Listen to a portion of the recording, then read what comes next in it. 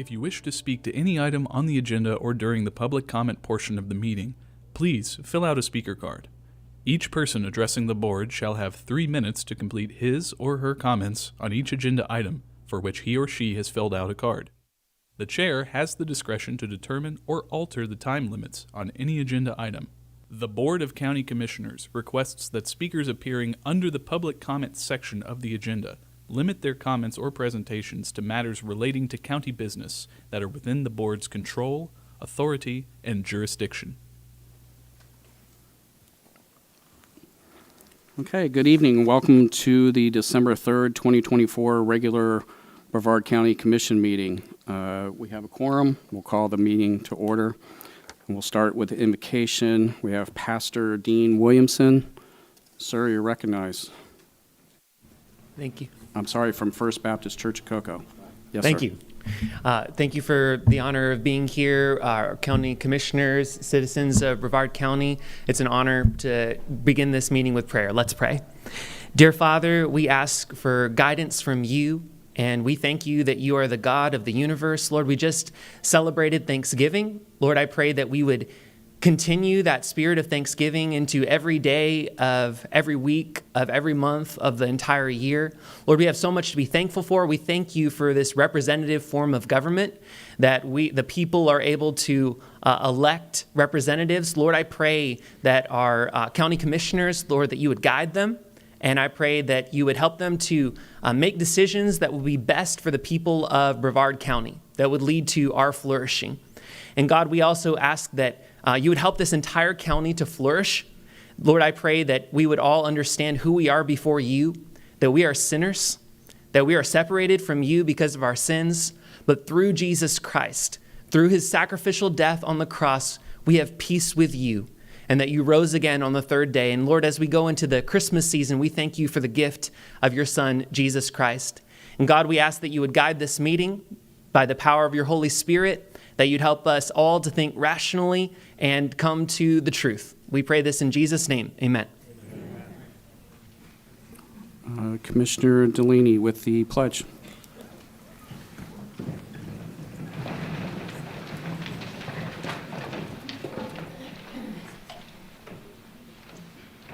Allegiance to the flag of the United States of America and to the republic for which it stands, one nation, under God, indivisible, with liberty and justice for all.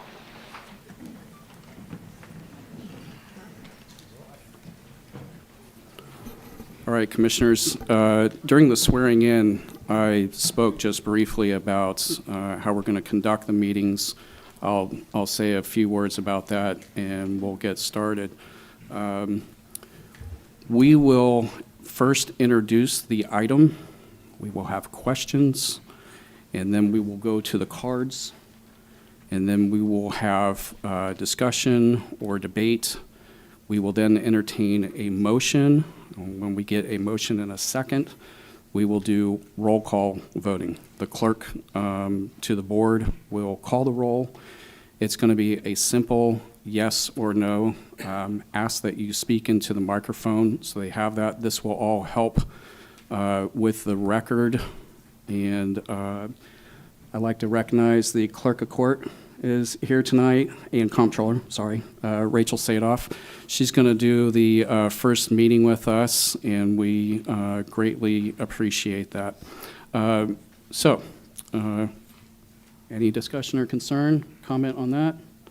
No? All right. We have minutes to approve. Motion for approval. We have a motion by Commissioner Goodson. We have a second by Commissioner Delaney, and the clerk will call the roll. I'm sorry. Delaney? Yes. Vice Chair Goodson? Yes. Commissioner Atkinson? Yes. Commissioner Altman? Yes. Chair Feltner? Yes.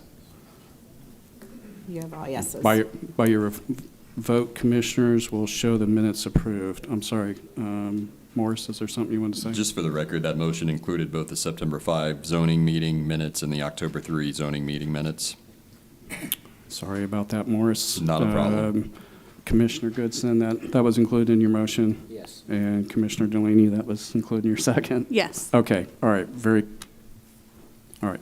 Thank you. It's going to take all of us getting used to this. So, all right, consent agenda. Is there anything anyone wants to take off of the consent agenda? I have something that I'd like to talk about. It is...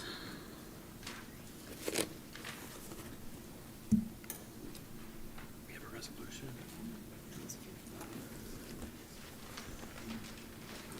Okay, that's my fault too. Sorry about that. We do have a resolution. I'm sorry. That's all right. While you find the item, we'll do the resolution. Again, appreciate it, Roy. Okay, tonight we have a resolution recognizing Niko Vargas and Julianne Dattoli. We have Niko and Julianne, and we have Catalinas and Leanne. Okay, very good. Sorry, I apologize. You probably wouldn't want to sit through the rest of this tonight. Okay. Whereas Julianne and Niko have been skating for 3 years and started skating pairs together 2 years ago under coaches Ryan and Jeremy Heilman, and whereas Julianne Dattoli is 12 years old and a native of Rockledge, she is a 7th grader at West Shore Junior Senior High School and is on the cheerleading squad. Julianne is the social chair for the Space Coast Iceplex Junior Board and is part of the Space Coast Hurricanes Theater on Ice team. And whereas Niko Vargas is 14 years old and a native of Merritt Island, he is a homeschooled freshman, and he is a founding member of the Space Coast Iceplex Junior Board. When he is not skating, he is in the gym. And whereas this year the skating pair entered the National Qualifying Series and qualified to compete at the juvenile level in the 2025 U.S. Figure Skating Pairs Finals in Boston, Massachusetts, and they placed silver, securing a place in the national development team. And whereas Ryan and Jeremy Heilman have been coaching together for 15 years and have been coaching in Rockledge for 4 years, Julianne and Niko and their third pair team to compete at a national level. Now, therefore, be it resolved that the Board of County Commissioners of Brevard County, Florida, does hereby recognize the achievements and outstanding accomplishments of Julianne Dattoli and Niko Vargas and offers them congratulations on their significant achievement and sincere wishes for continued success in their endeavors. Done, ordered, and adopted in regular session this 3rd day of December 2024. Commissioners, this is my item. Is there a motion to approve? All right. We have a motion by Commissioner Altman. We have a second by Commissioner Goodson. The clerk to the board will call the roll. Commissioner Delaney, Yes. Vice Chair Goodson, Yes. Commissioner Atkinson, Yes. Commissioner Altman, Yes. Chair Feltner. Yes. And commissioners will show that adopted. You're welcome to yes.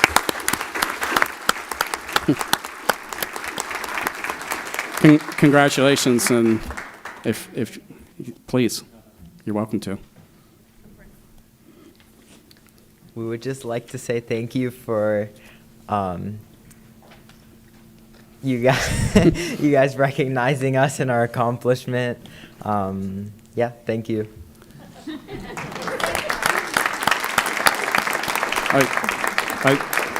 I think your mom's conspired with us here, okay? So we have a resolution for you, and we'll take a picture real quick.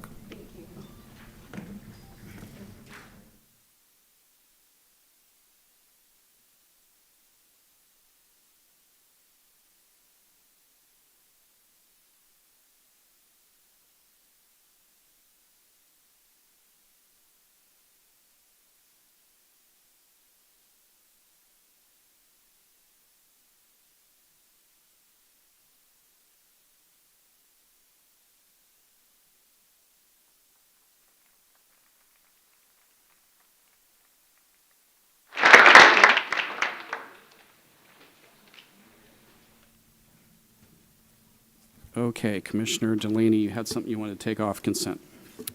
It was a different item. It wasn't on consent. Okay. Thank All you. right. Is there a motion to approve consent agenda? I have one question. Okay. Yes, sir. On F1, can staff tell me that if this is approved, then do I understand it correctly, the school board has all the maintenance costs, like fencing, lighting, resurfacing of the parking lots? Would that be correct? They're currently not paying, I don't believe, for any of the electrical, but that is very minimal.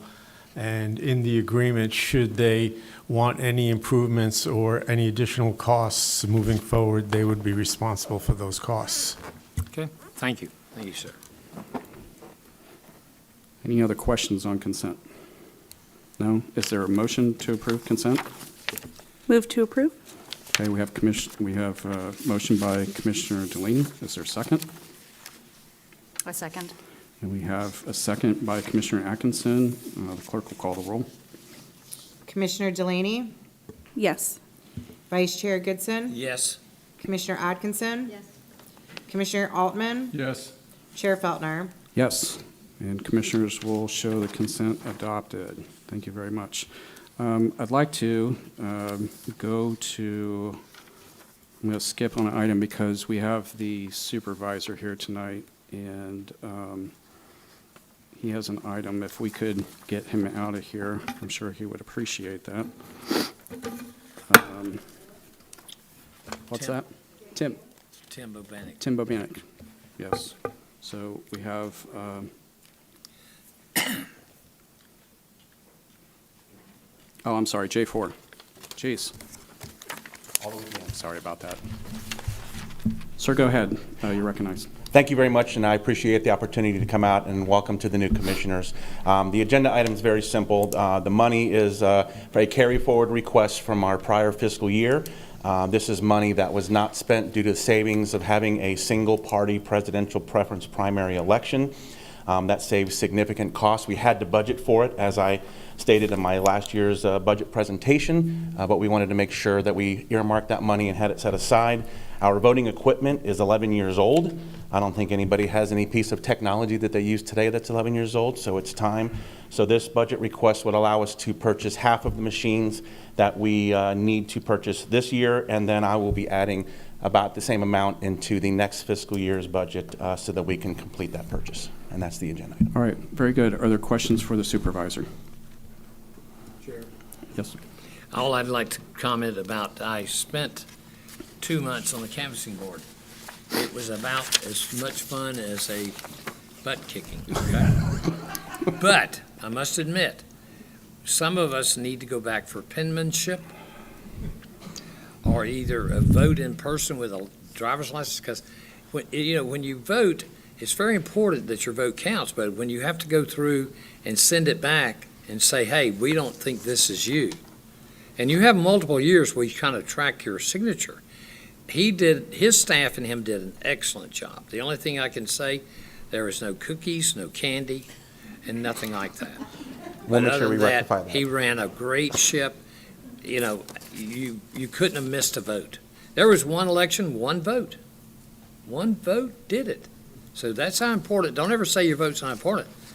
But one vote counted in West Melbourne. But thank you for your service. Thank you for Thank you for everything. your service on the canvassing board, and we look forward to working with the You know the members. most important thing about a canvassing board? I'm going to tell you, if you guys get a chance to get on it, you don't have to endorse and you can't give money. That's a good way to get out of that. Think about that. But my wife deleted the bank account. All right. Commissioner Delaney, Thank you. you have a light. Thank you. Yes.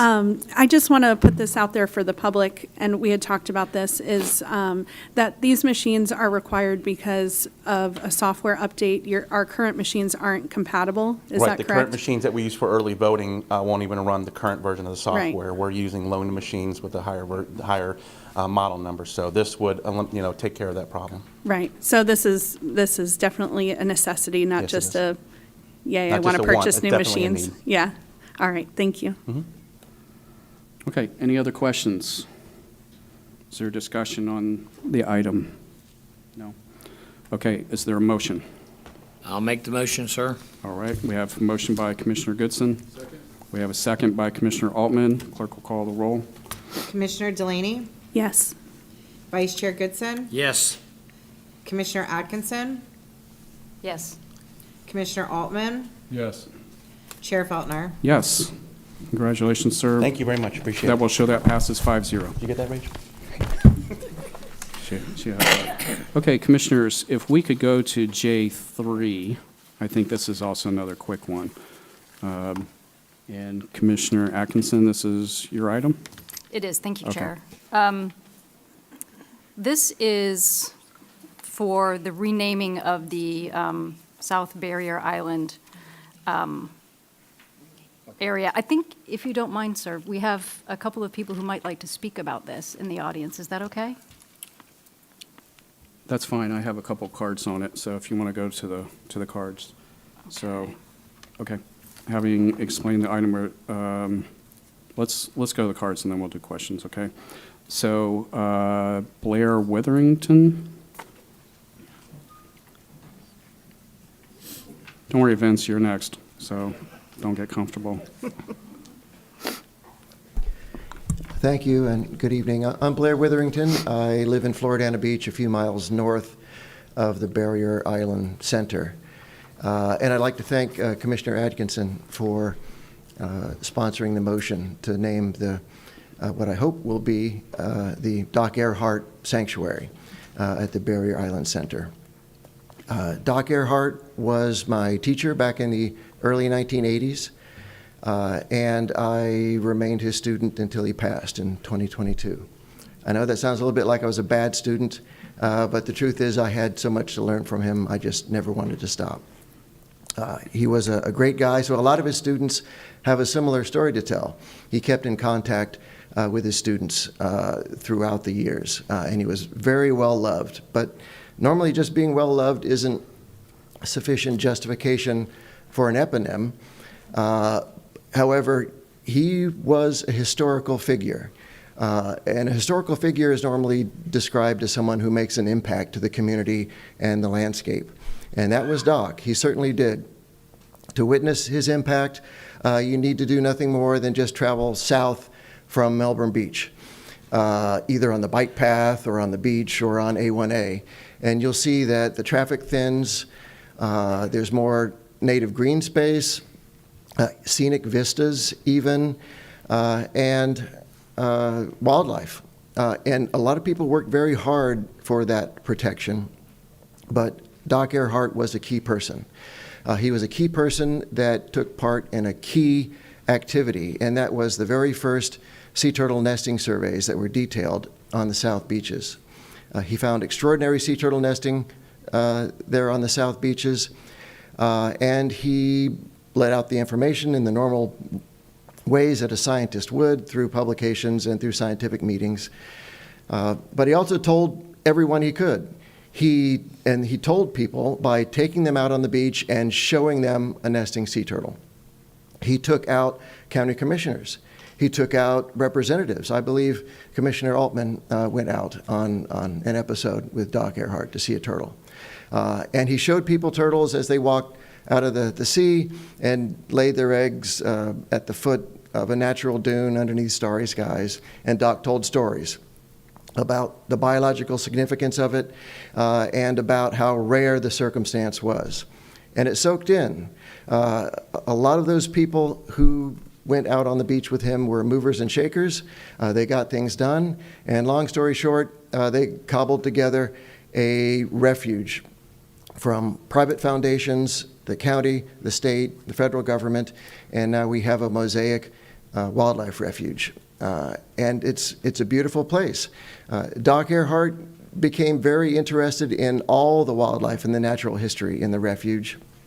And he was also interested in the human history, the old naturalists that visited that stretch of beach back in the late 1800s. And so he was cut of the same cloth of those old-time naturalists, and I'm sure he would be very pleased if his name were part of a wildlife refuge and a sanctuary there in the South Beaches.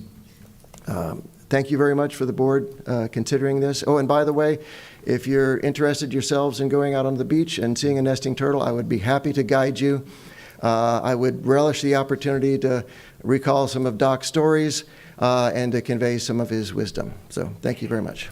Thank you, sir. Vince?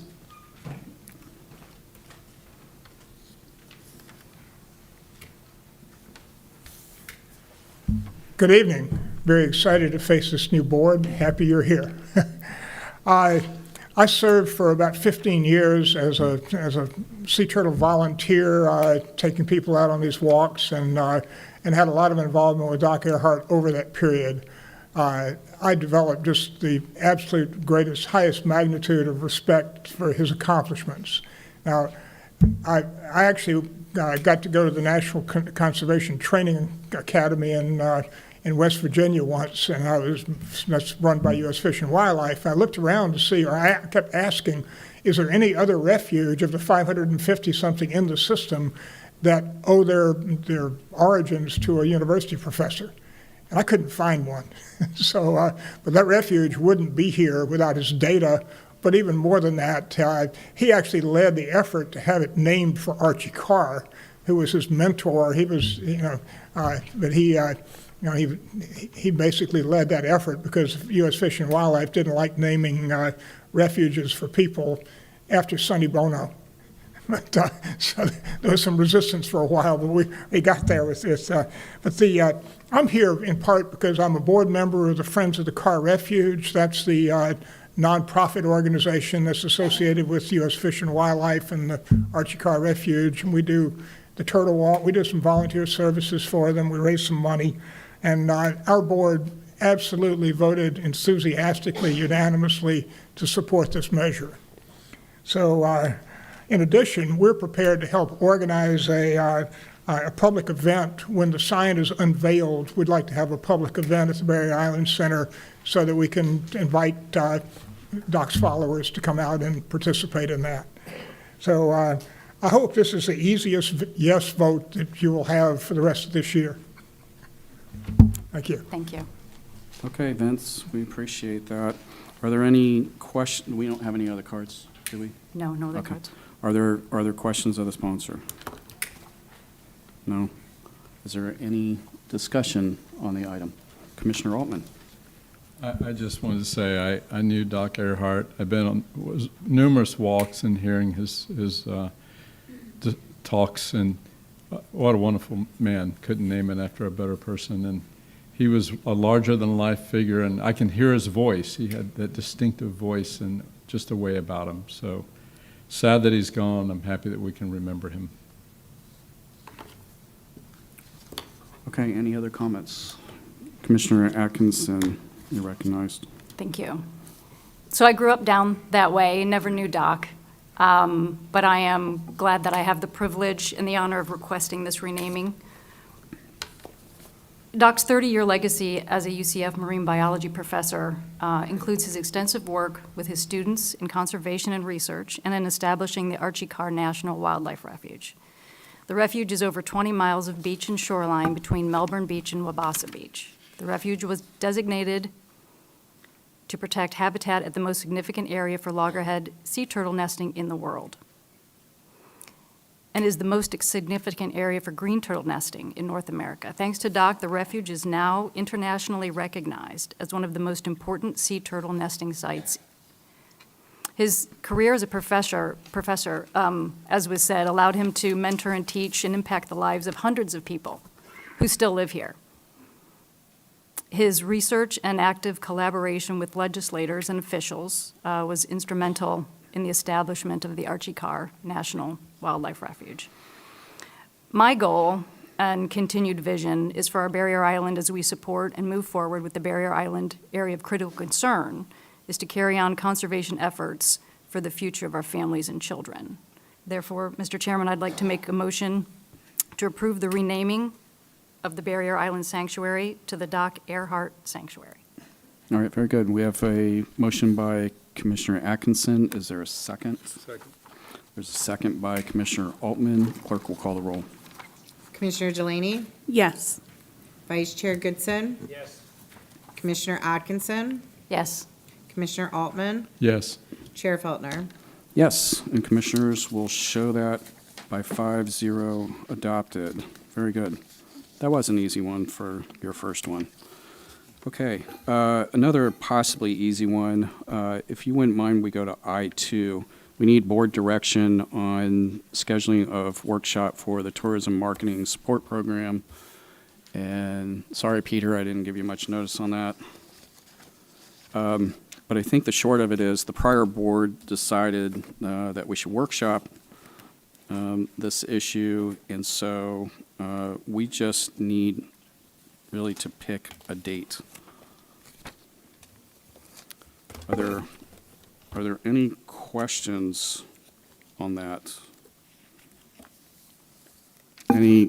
Okay. Are there any comments on that?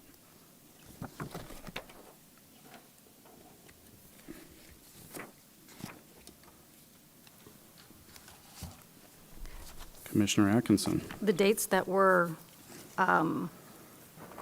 suggested, 16th, 23rd, and 30th. Of January. Of January? Yes. The 23rd would be the one that I would request we didn't use, if possible. Okay. All right. Anyone else have any date constraints? No? Okay. Peter, we had talked earlier that it would be in the interest of the TDC if we got it done early. Is that Yes, sir, fair? if possible. Okay, so that would mean the 16th? If that pleases Right. the board, yes. Okay. Okay. We have a card on that, so Stell Bailey. I think it's I-2. No? No? Oh, okay, we'll put that in the other. Oh, all right. Well, okay, very good. Is there any other discussion? Was I'll that- entertain. Oh, I'm sorry. I'm sorry. Was the time at 1 o'clock? Peter, is that right? 1 o'clock? Yes, 1 o'clock. Thank Okay. you. Yep. Good catch there. Okay. Is there a motion? So moved, sir. Okay, we have a Second. motion by Commissioner Goodson. We have a second by Commissioner Delaney for the 16th at 1 o'clock. Clerk will call the roll. Commissioner Delaney? Yes. Vice Chair Goodson? Yes. Commissioner Atkinson? Yes. Commissioner Altman? Yes. Chair Feltner? Yes, very good. Thank you. We'll show that adopted. Good job. All right, let's go to H1.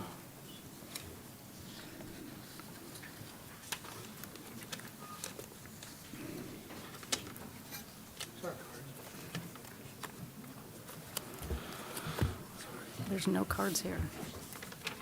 All right, let's pause here. I'm sorry, and I apologize for this. We did have 5 cards on G, so let's just pause here, Mark. Okay. Sorry about that. I apologize. We're all getting used to this. Okay. Dana Blickley. Okay. All right, you did say that. Dana Blickley and Lisa Cullen.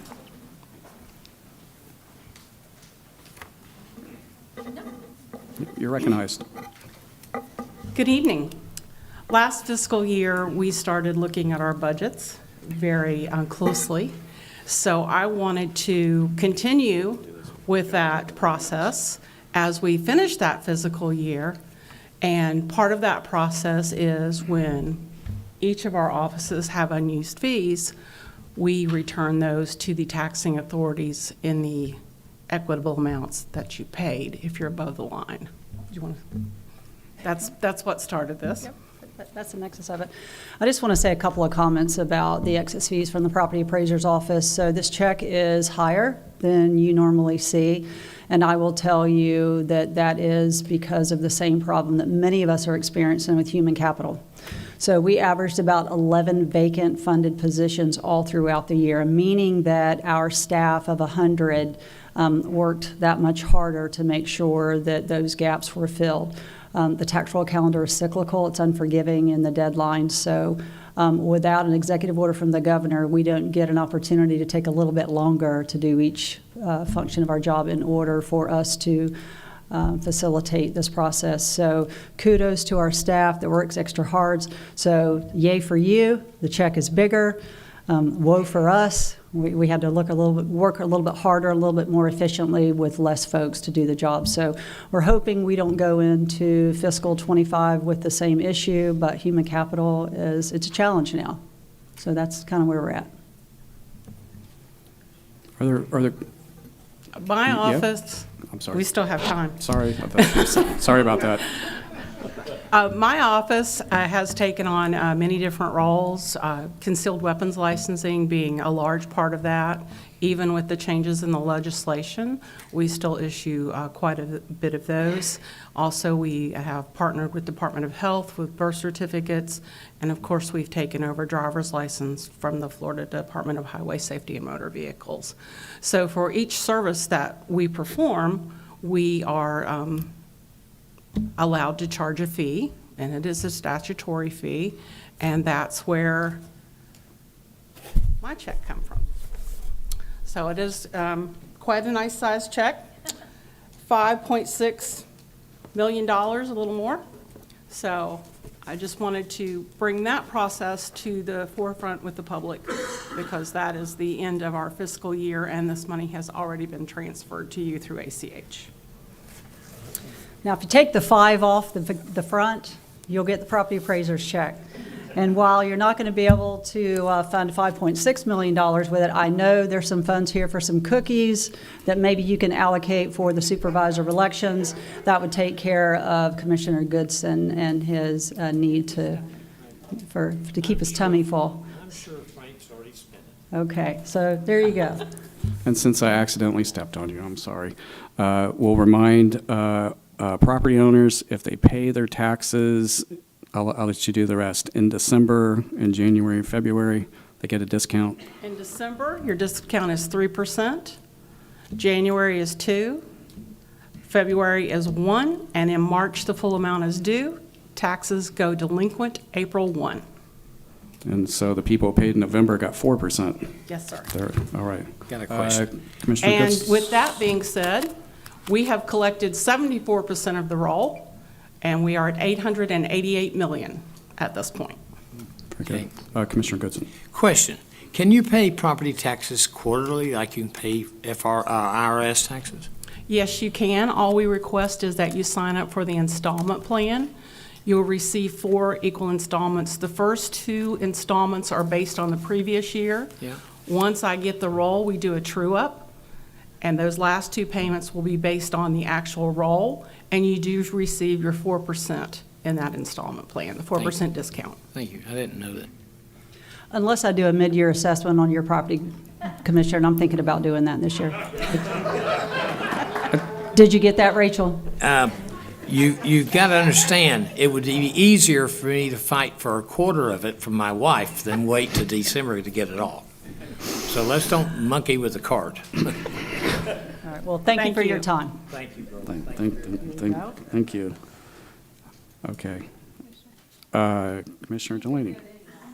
Oh, sorry. Go. Yes, ma'am. I just had a question about the these fees that were given back to the county, and is there, I guess for the staff, is more, Yes. where does that money go? Where is it, I guess that's my first question. Frank. That goes into cash forward. You have a mid-year supplement that the board comes before the board in agenda request, and those funds are allocated at that point. And so does it go into the general fund, or does some of the money go into the general fund? The dollars, yeah, the ad valorem dollars are general fund dollars. And so can there be more discussion as to where those dollars go, since it wasn't something that was necessarily budgeted for? Well, actually, some of it is budgeted. It's projected in budgeting, not all of it.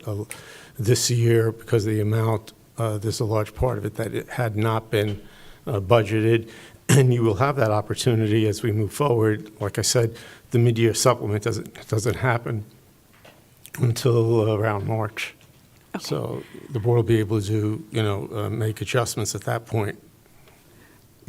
I just wanted to bring it up because we have a lot of things, like our firefighters, that we really need to keep the focus on, making sure that we get to a better place. So I just want to put that out there for everybody.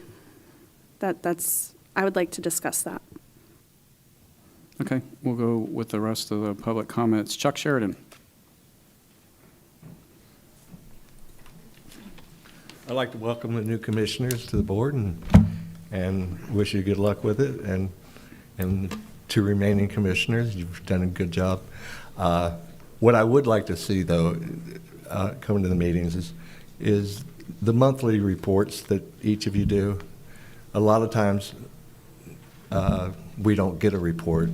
And I know when I've sat on reports, they're eye-opening for the other commissioners and the community on what's brought to your office, what the concerns are, and what staff might have that you don't know about. So I just ask that you give a little bit more forethought and attention to doing a nice presentation, or I don't need to know that when butter was first churned in Florida. I'd rather know what the community came to and called your office about. Thank you. Thank you, sir. John Dalgo? Down. Okay. Yes, sir. You're recognized, sir. Hello, my name is John Dacko. Tonight I'd like to address the significant issues facing fire rescue and explain why these problems signal a failing fire department. Fire rescue currently has a condemned fire station. Because of this, they have 2 other fire stations housing 2 to 3 extra personnel, which makes a total of 7 to 8 personnel in a firehouse that only designed to hold 5. Fire rescue has currently between 10 to 15 people that are on mandatory overtime every shift. Fire rescue has between 10 to 20 that are on regular time, overtime every shift. Almost every shift we're seeing 30 to 40 people that are on overtime. If you extrapolate this out 365 days, the overtime budget will equate to over $7 million per year. This dollar amount would pay for the contract that the unions presented to the county negotiators. This would allow fire rescue to compete with the comparable wage package that the county presented the union. These monies would allow fire rescue to compete with Seminole County, Indian River County, and the municipalities here in Brevard County. Fire rescue has people in this department that are continually failing at their jobs that are being promoted. Fire rescue has people that are successful and excel in their jobs who should be promoted that have been blackballed and that have now left the fire department and have become chiefs of other surrounding fire departments. Because of these promotions and the loss of respective chiefs, morale is at an all-time low. This is a sign of a sick and failing fire department. They are not alone, as there are other departments that are failing as well, BCSO, Parks and Recs, as well as Road and Bridge. Much of the dysfunction can be attributed to Frank Abate. His leadership has dismantled county departments and blocked necessary pay raises to retain and attract skilled personnel. Years ago, during a negotiation session, he made a statement that perfectly illustrates his perspective. Fire rescue personnel are no different than office secretaries here in Vieira. This statement devalues the unique and emotionally taxing nature of fire rescue work. Fire rescue personnel, like dispatchers, animal control officers, and BCSO deputies, face the worst of humanity daily. They are not just employees, they are frontline responders. Their roles demand resilience, sacrifice, and a strength that cannot be equated to office work. I do not have all the answers, but I know it will take substantial pay raises and systemic changes to rebuild these departments. If you want to stop the mass exodus of talent and restore the health of these critical services, it starts with you, the Board of County Commissioners. Thank you for your time. I urge you to look deeper into these issues and act for the betterment of our community. Thank you. Thank you, sir. Marie Luke? Did I say that right? Very good.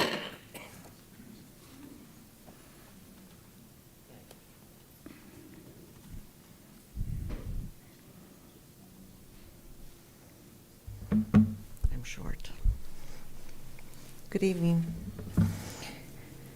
Thank you for the opportunity to speak. I've never been to one of these meetings before, but I felt compelled to come tonight. as I heard that there was going to be discussion and perhaps voting regarding making Brevard a sanctuary county. Although I understand you have removed it off the agenda, I am not sure why this was removed from the agenda or why this is even being discussed in Florida, much less Brevard County. We are law-abiding citizens, but you are considering this radical and unconstitutional action, which allows criminals and illegals to be protected from consequences of their illegal acts, and therefore protecting the criminals as if they are the victims, and the citizens as if they are the criminals. There are many examples of this currently playing out throughout the country. Perhaps none of you have walked the streets of New York, Chicago, Texas, Arizona, California to see and smell the impact. I came because I've seen and hear many sad stories about what such disastrous sanctuary cities have caused the citizens of the communities financially, to the police departments, to those that have had their properties destroyed, taken over by criminals, to those children and women who have been raped and murdered with no consequences. We do not ever want to have a sanctuary anything here. All we ask is that you please follow the Constitution and the laws that you swore to uphold and protect your lawful citizenry. Thank you. Thank you.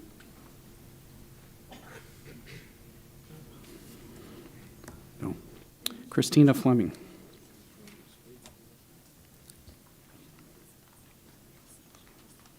You're recognized. Thank you.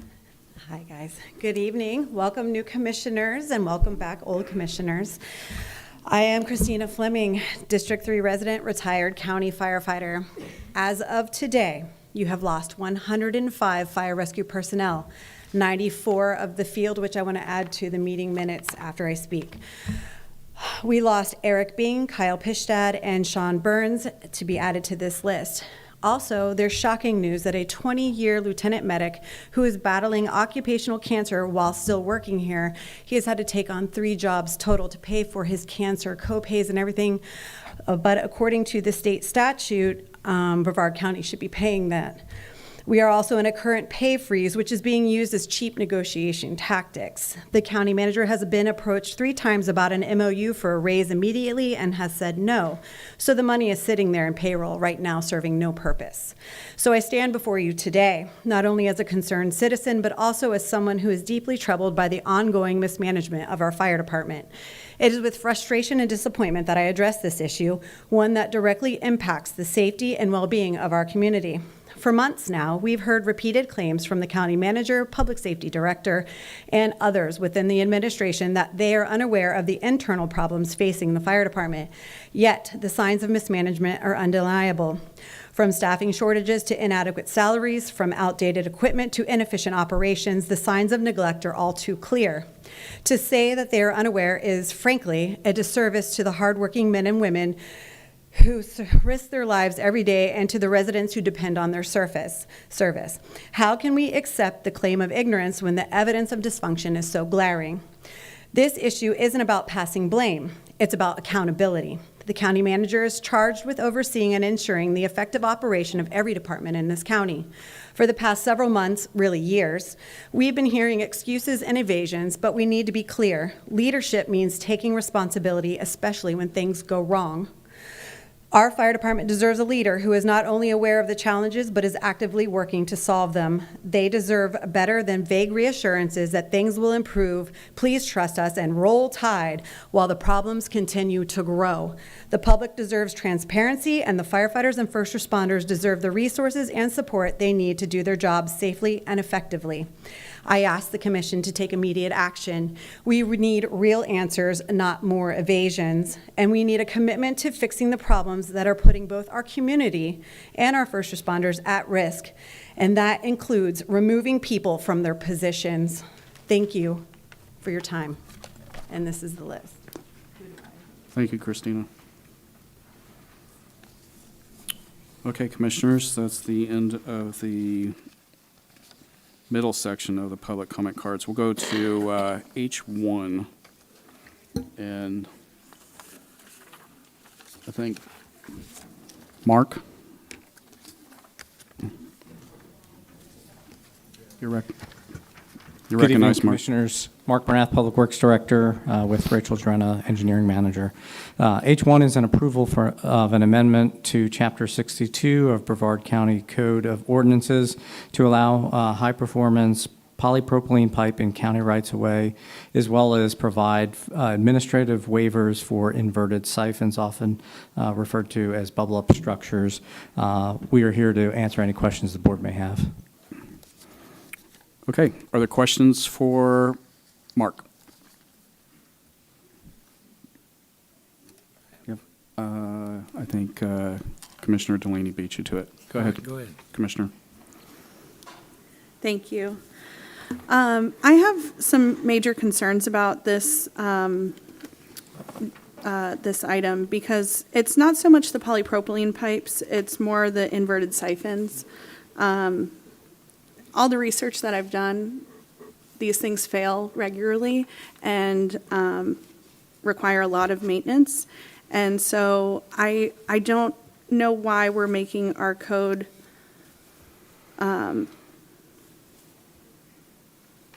weaker.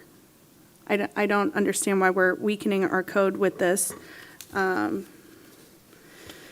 Even the EPA, they say these structures can present problems and communities look for ways to avoid siphons in their wastewater collection systems when possible. There's a flood risk if these things aren't maintained properly.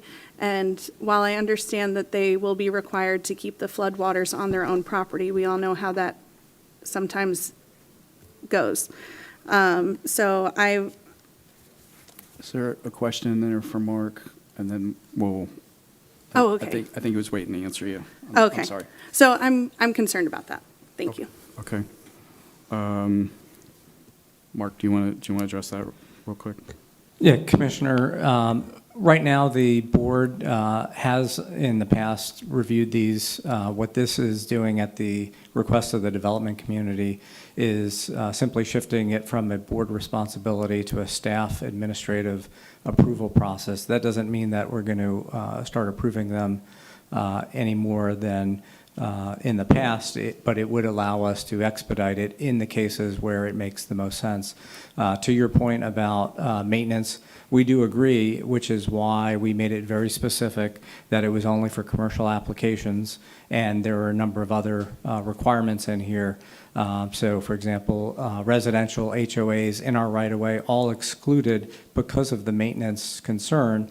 That being said, it is a substantial benefit to developers, and so trying to be responsive to them, we wanted to offer this alternative path, but again, making sure that all of the concerns that you had enumerated are addressed. Thank you. Commissioner Goodson. Does this follow a state code?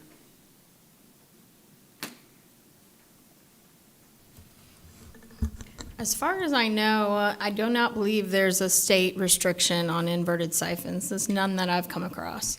Does the state agree that you can use the polyurethane pipe? Oh, you're talking about the pipe. I'm talking sorry. all of it, either one. You answer the first. Yes, FDOT has approved polypropylene pipe.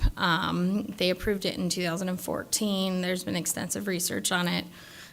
We talked to both the state as well as other municipalities, as well as visiting some sites that had already utilized it to come to the conclusion that we were.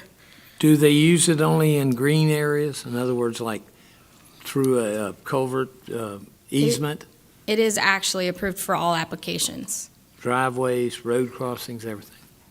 The cost to an owner, would it be from concrete to that? Would it be 50%? I don't know. You tell me. It's not a significant cost difference material-wise. There is cost savings installation-wise if you get a contractor that's used to installing it. Yeah. It's really kind of hit or miss depending on who's doing it. Okay. Thank you, ma'am. Any other questions for Mark? Any other questions? Okay, we don't have any cards on this, so we'll move into discussion. Commissioner Delaney. Thank you. The other thing that I just wanted to put on the record is, while I'm not going to die on the hill of the polypropylene pipes, one thing that we need to consider with that is that when we have entities like cable or internet, those type of places, or those type of businesses, if they're drilling into the ground, there's not really a whole lot of room for error with these pipes, because with concrete, at least you know you hit concrete before you drill through. With these pipes, you go straight through it, and now you have a much bigger problem to deal with. And then, but the thing that I'm really passionate about is these inverted siphons. I think this is a poor practice. I am really worried about what this is going to do, and I worry for not the person putting it in, but I worry for the person that buys the property that may or may not know that they have one of these siphons, and then it goes unmaintained, and then now this property owner has this major issue that they have to deal with. Commissioner Goodson. Thank you. Commissioner, if you know anything about Florida and digging or drilling, you better call for locations, because the cost that you will incur in hitting a fiber optic is astronomical. So therefore, don't buy the idea of that, drilling is going to affect anything, because if you don't call, you suffer. But I understand your concern on the siphons. Commissioner Delaney. My concern wasn't so much for drilling into, say, fiber optic. My concern was that I'm sure you all get lots of phone calls like I do about certain companies. They do their digging and they hit sewer pipes and things like that. So that is, it's a lesser of a product. Like I said, that's not really the hill I'm willing to die on. But the siphons are a problem, in my opinion. Commissioner Goodson. I hear you, but also you can't govern stupid, okay? Okay.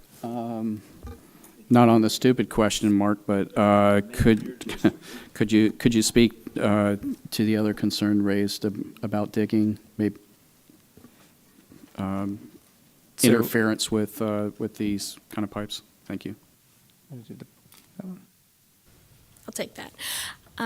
So in regards to directional drilling through pipes, we do experience directional drilling through the concrete pipes that we have in the right-of-way. Can these types of pipes be drilled through? Absolutely. The problem is less that they can't feel it. The problem is that they don't notify us when they do it. So regardless of whether they've drilled through a concrete pipe and know they did it, the likelihood that they call us is very unlikely. We did actually address the drilling with the one of the major companies that carries this type of pipe, and the corrective fix for fixing an application like that is actually a lot easier for this type of pipe. So, I mean, the problem's going to happen eventually somewhere, somehow. We do a pretty good job of trying to make sure that those pipes are located on plans, et cetera, so that they don't. But the fiber companies, it's a wild, wild west. So there's a lot of it out there. Commissioner Goodson. Question. The pipe, concrete pipe comes in 8-foot lengths, correct? Yes, sir. Okay, this pipe can come in 20 or 40-foot lengths, correct? Yeah, typically it's 20 or 24. Yeah. So therefore, the installation would be greater for the contractor and cheaper for the developer. Is that probably a good statement? Generally, yes. Yes, I thought so. Okay. Thank you very much. And of course, if you know anything about getting concrete pipe today, it's extremely expensive. And you wait for concrete pipes sometimes. Yes. Because the demand is so high. All right. Commissioner Delaney. If there's no other discussion, I'd be ready to make a motion, if possible.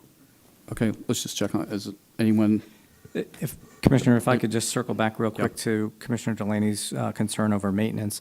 One of the stipulations in here is that a maintenance agreement shall be provided by the property owner that includes maintenance frequency of the inverted siphon, the increased maintenance needs for the inverted siphon, and potential increased costs associated with such a system. So we believe that we've addressed the concern, although the concern is a real concern. Thank you. okay. Any other discussion on the item? No. Okay, we'll entertain a motion. So I've never done this before, so please bear with me. Are we able to amend what's here currently? Yes. Okay. I would like to motion to pass this with the amendment that the inverted siphons stay with the Board of County Commissioners. Are there questions on the amendment? Okay, sir. Explain your amendment again, please. Just explain it to us one more time. Sure. I would like to have the waiver through the Board of County Commissioners. That way, there's some kind of public record so that future owners are protected if a contractor would like to do that route. Question? Yeah. Sir. Mark, wouldn't that show up on the plans? It would. So therefore, the developer and the owner buying a lot would have a set of plans showing it, correct? Correct, and as I mentioned, it is, before we would approve it, we would have to have the property owner with their maintenance plan, so they would need to acknowledge that as part of that process. Thank you. Okay. Does that cause you to want to change your amendment, or that's your motion? Okay. Everyone understands her motion? Okay. Is there a second on the motion? A second. Okay. So we have a motion by Commissioner Delaney. And for the purpose of the record, will you just say that one more time for the clerk to the board? I would like to make a motion to pass H1 with the amendment to make the waivers still have to go through the Board of County Commissioners. And if I may, just for clarity, as I understand it, that would accept the proposed amendment to 4.6D, adding the term polypropylene pipe, but it would reject all of the proposed amendments to 4.6J. Is that correct? Yes. Discussion on the motion, right? Okay. Yes, sir. May I? Okay. Yes, sir. Mark, if this motion passes, tell me how much it will affect your staff and affect the county in cost.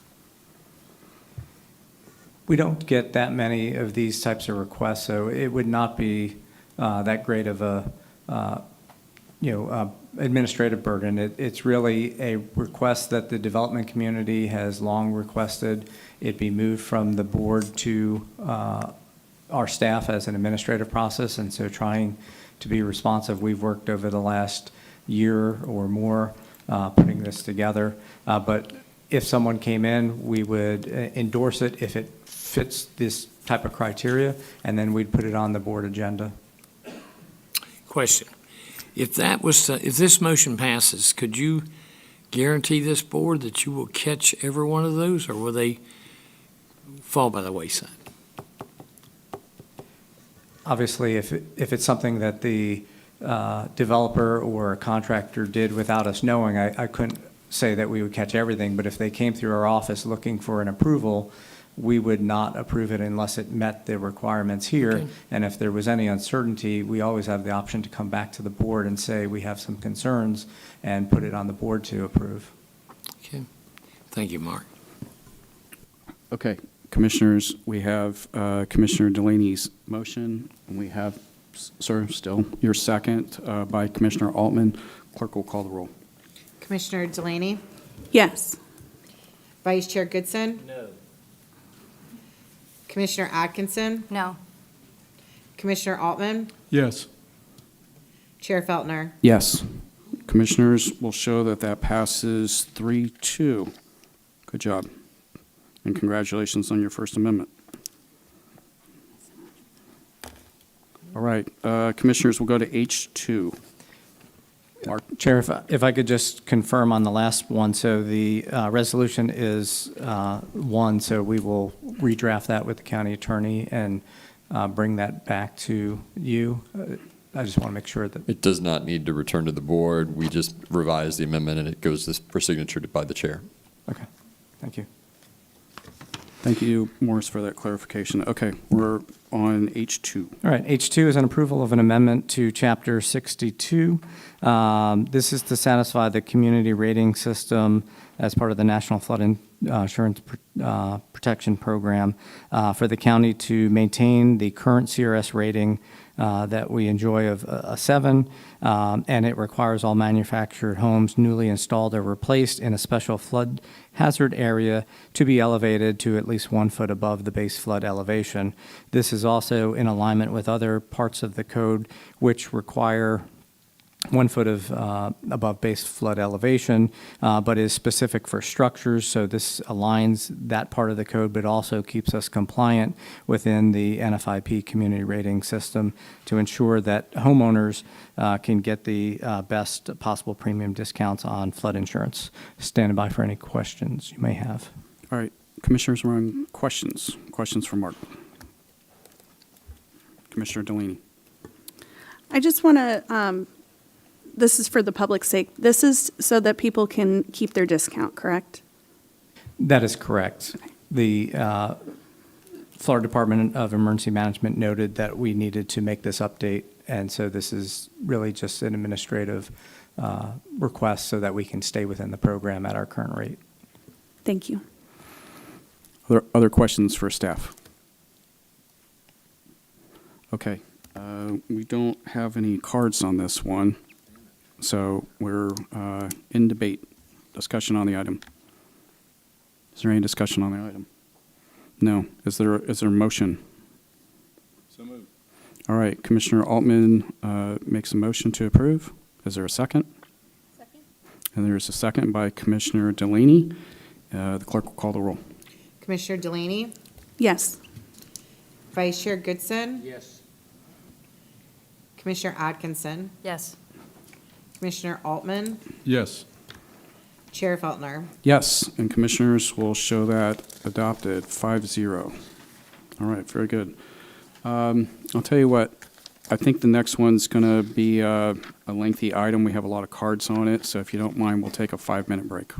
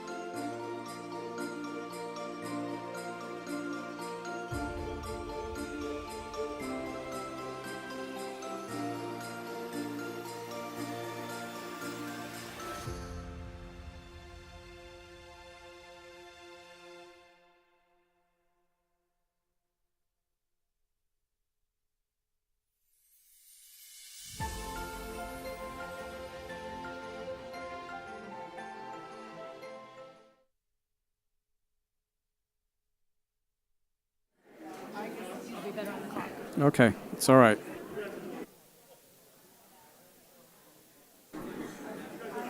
Okay, everyone, we're going to go to item H1, so James Road, traffic calming.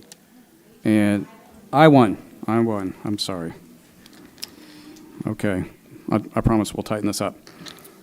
Mark, All you right, recognize. Commissioners, I-1 is James Road's traffic calming. It was presented at the last board and continued until this one. There is a requirement in the stipulated settlement agreement of 2007, after years of litigation, requiring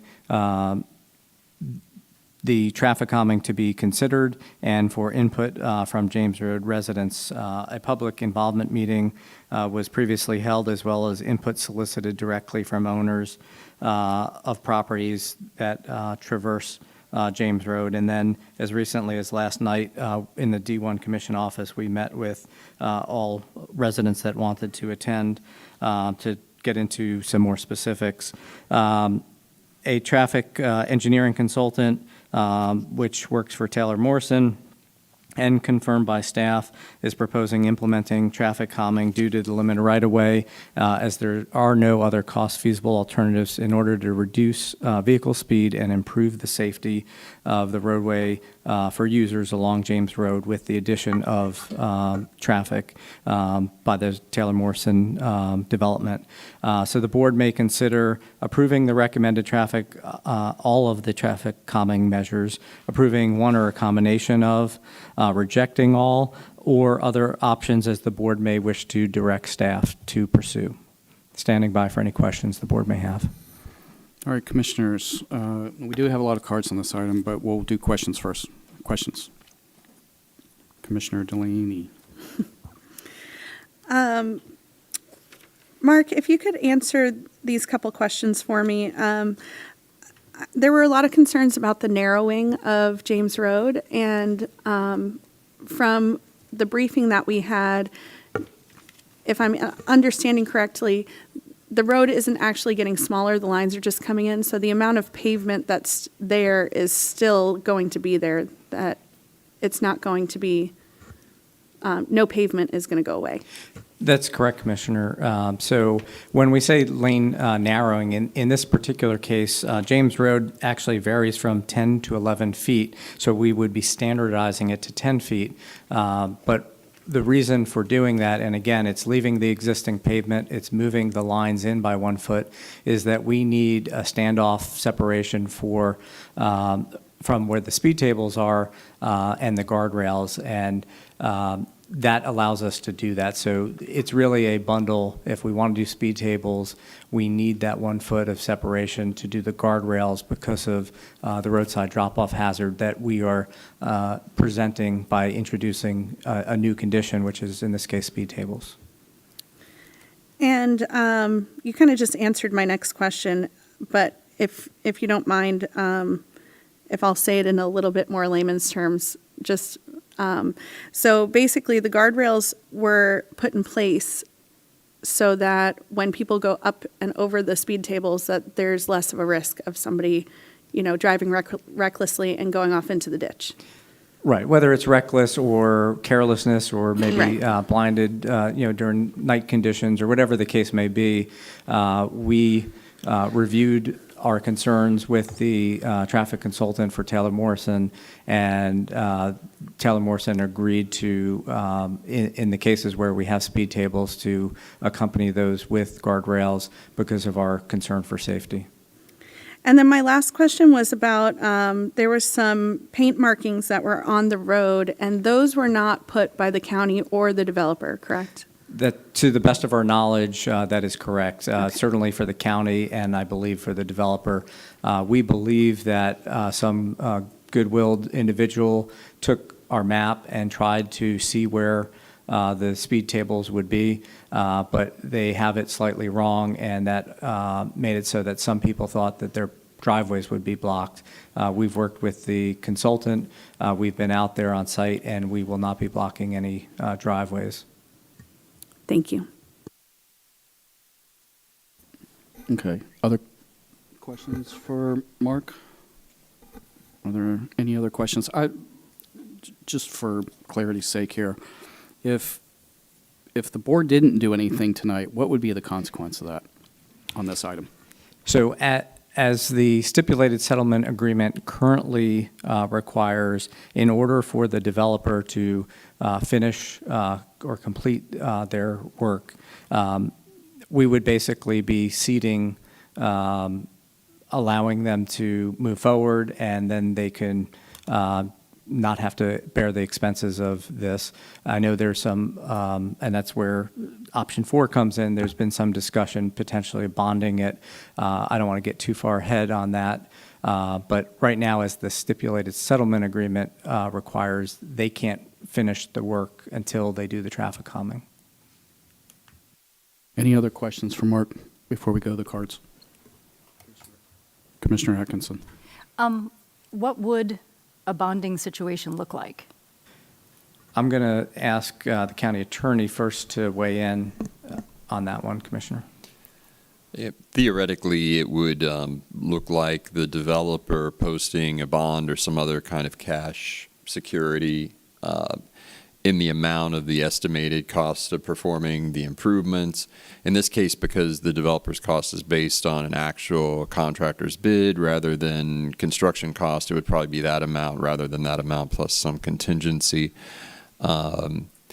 But then that money would be available for the county to use within a reasonable period of time, potentially tied to something like issuance of certificates of occupancy within the new development or something like that. And the county could decide to use that money either for the improvements that are advised based on the study or some other combination of traffic calming improvements, or not use it at all and then return any unused funds at the end of the period back to developer. Of course, then the county is at risk if there are cost overruns or if the county decides to do something, different and more costly. Then anything that exceeded whatever's posted would be county obligation, not developer obligation. And that also involves county performing the work, which means either self-performing or more likely contracting to do the work as opposed to having the developer use their forces to perform the work now. I'll ask a follow-up question. What's year-over-year construction inflation situation today? So if we took the money and we escrowed it, and we didn't spend that for, say, 3 years on the traffic calming, what would be the inflationary effect of that? Just, I won't. So without quoting actual CPI, I could say that we have seen some bids at 15 to 20% year over year since COVID, 2020 timeframe. Okay, so construction cost dollars are devalued 20% as potentially year over year. Is that fair? And in some cases, we've seen more. Okay, thank you. Are there any other questions for staff before we go to the cards? Nope, okay. Margaret Bassett.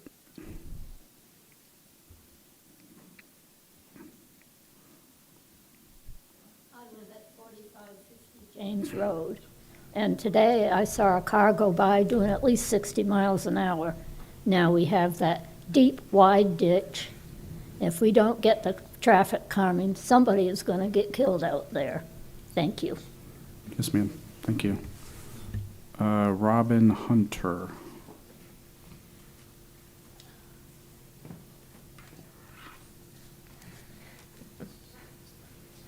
Hi, my name is Robin Hunter, and I live at 2754 Offshore Lane, which is right off of James Road. And I just hope that you would approve the traffic calming design that was put together by the county and the Windward Preserve developer. Thank you. Thank you. Tom Sullivan.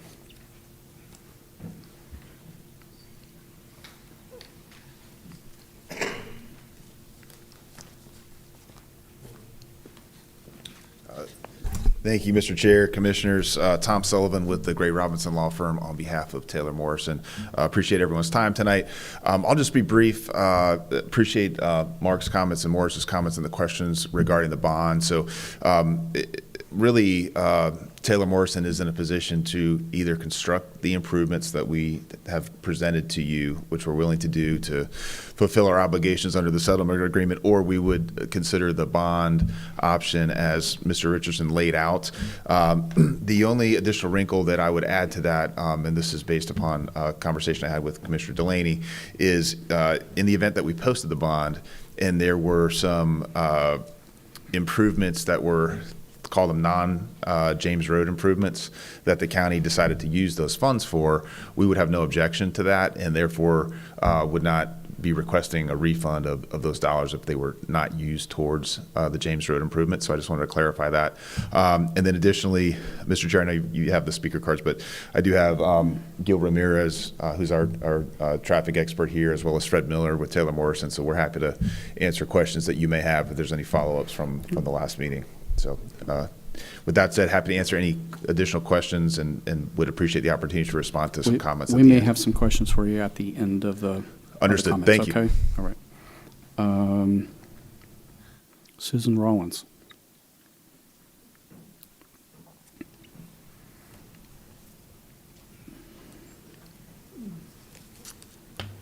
Good evening, everybody, and welcome to the new commissioners. My name is Susan Rollins, and I live on 2770 Pine Lily Lane, which is right in the middle of James Road. And I am recommending that you pass this and not put it to, is it called bonding the money? It kind of made me nervous what the gentleman prior was saying, that maybe the money could be used for other things. But I live off of James Road, and I walk that road daily. I used to walk with my dogs, but they're unable to make that walk anymore. But when I'm walking the road, most people either will slow down or you'll see them pull over so that you can pass. I mean, it's only a 35-mile-an-hour road. They'll pull over and they're real nice. Where other people, even just the current traffic now, I've seen people where it's like they either mathematically know exactly how much space they need to pass me, or they don't care, because sometimes I could have reached out and I could have touched the car. And at some point, sometimes I feel like throwing my water bottle just to kind of get a reaction. So, but I can't imagine how much worse it's going to be with the additional traffic of the development. But I will say, it kind of feels like right now we're in this situation where you asked us what we wanted, we told you what we wanted, then you said, are you sure? And now you put it to a vote. And now we had this vote, and 85% of the people that returned the ballot said, we do have concerns about future traffic. And right now we have 71% said they had concerns about the current traffic. I don't know how much more desperate that could be, is that people are begging you to help them. I mean, if 85% of the population of Brevard County asked you for something, you would probably give it to them. And now 76% of the people that voted said they would want these speed tables put in. So we are asking for your help. We're begging you to help us, and pass this amendment, and let us return to a very quiet community that we all moved out there to live in. So anyway, thank you. You got 18 seconds left. Thank you. Appreciate you yielding back your time. Jennifer Theron. Did I say that right?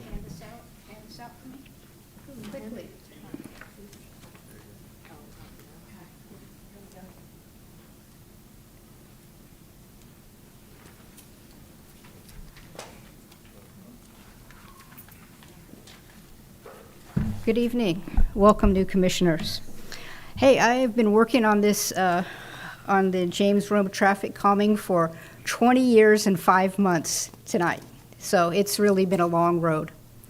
You can see by the previous comments that it is something that's highly desired. I have provided you with a map showing you the overwhelming support for the traffic calming, particularly the speed tables. Those are noted in green on the table.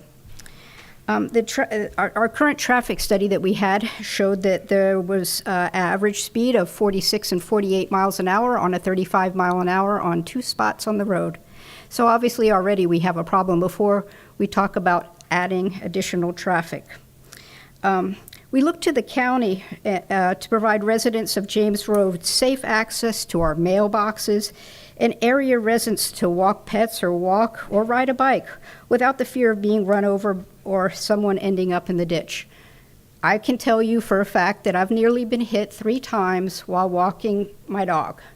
I have seen residents of nearby streets probably going in excess of 60 miles an hour. I cannot tell you how frightening it is when 2 cars are passing and you're at the mailbox and there's a foot or foot and a half between you and a car doing nearly 60. There isn't even a word for it. I have asked the county to, and worked with and visited board meetings and visited the road and bridge. I know that there has been hard work done between the county and the developer to come up with a fine design. I plead with you, I ask you to put that into effect. We have a stipulated agreement that we worked exceedingly hard to put together. We know that the development is coming. We're just asking for you to put the traffic calming in to provide a safe environment for the residents, not only of James Road, but other residents within the area. I ask that you would move forward with this and not delay it, because if it's not implemented now, just as was mentioned by Mark over there, the cost will likely increase. So I know that there has been considerable consideration, and I ask for you to please press forward with the implementation of the traffic calming before the building phase starts on Windward Preserve. Thank you for your time. Thank you, ma'am. Rick Heffelfinger.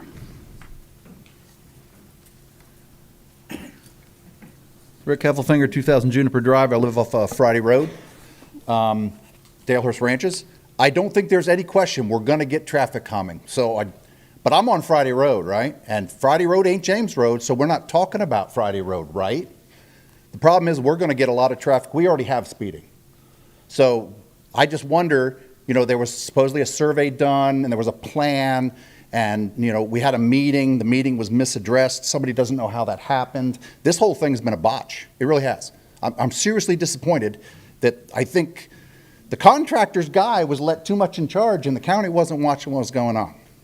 So now we've got a plan that includes guardrail. And I realize everybody who lives on that road, you're going to get traffic calming. I just want to make sure that everybody knows they're getting guardrail, because guardrail looks like crap. It does. It looks like you live on a freeway. I hope that the people that voted, and they voted without guardrail, that was not included. So does there have to be guardrail? I asked you, Mark, is there any room to, you can vote for all of it, some of it? Now all of a sudden the guardrail has to be there because it's safety. We have done no guardrail on Friday Road. We put more cars in the ditch than James Road has. Nobody's asked us about, man, we need to get you some guardrail. Well, look, if you're speeding and you fly over the speed hump, you deserve to be in the ditch. I mean, you can't protect it, idiots. You can't. I don't know. I hope that everybody that lives over there is going to look at that guardrail and not be sorry later. Now, why can't we go back out with another survey and say, hey, there's guardrail now. Do you want the guardrail? 50% of those people said they didn't want the road narrowed. Where are those 50% now? They already did the survey, right? Met the legal requirement. You notified them, but you notified them with the wrong stuff. You've changed the plan. I'd love to get guardrail. I'd like to get, my pipes buried and culverts wide, 4-lane, Friday Road. That's not going to happen. Friday Road was completely ignored. We're going to get a lot of the traffic. And I realize that. And, we're 45 mile an hour, and they talked about making the whole development 35, and we can't do that because people would whine that they can't get out fast enough.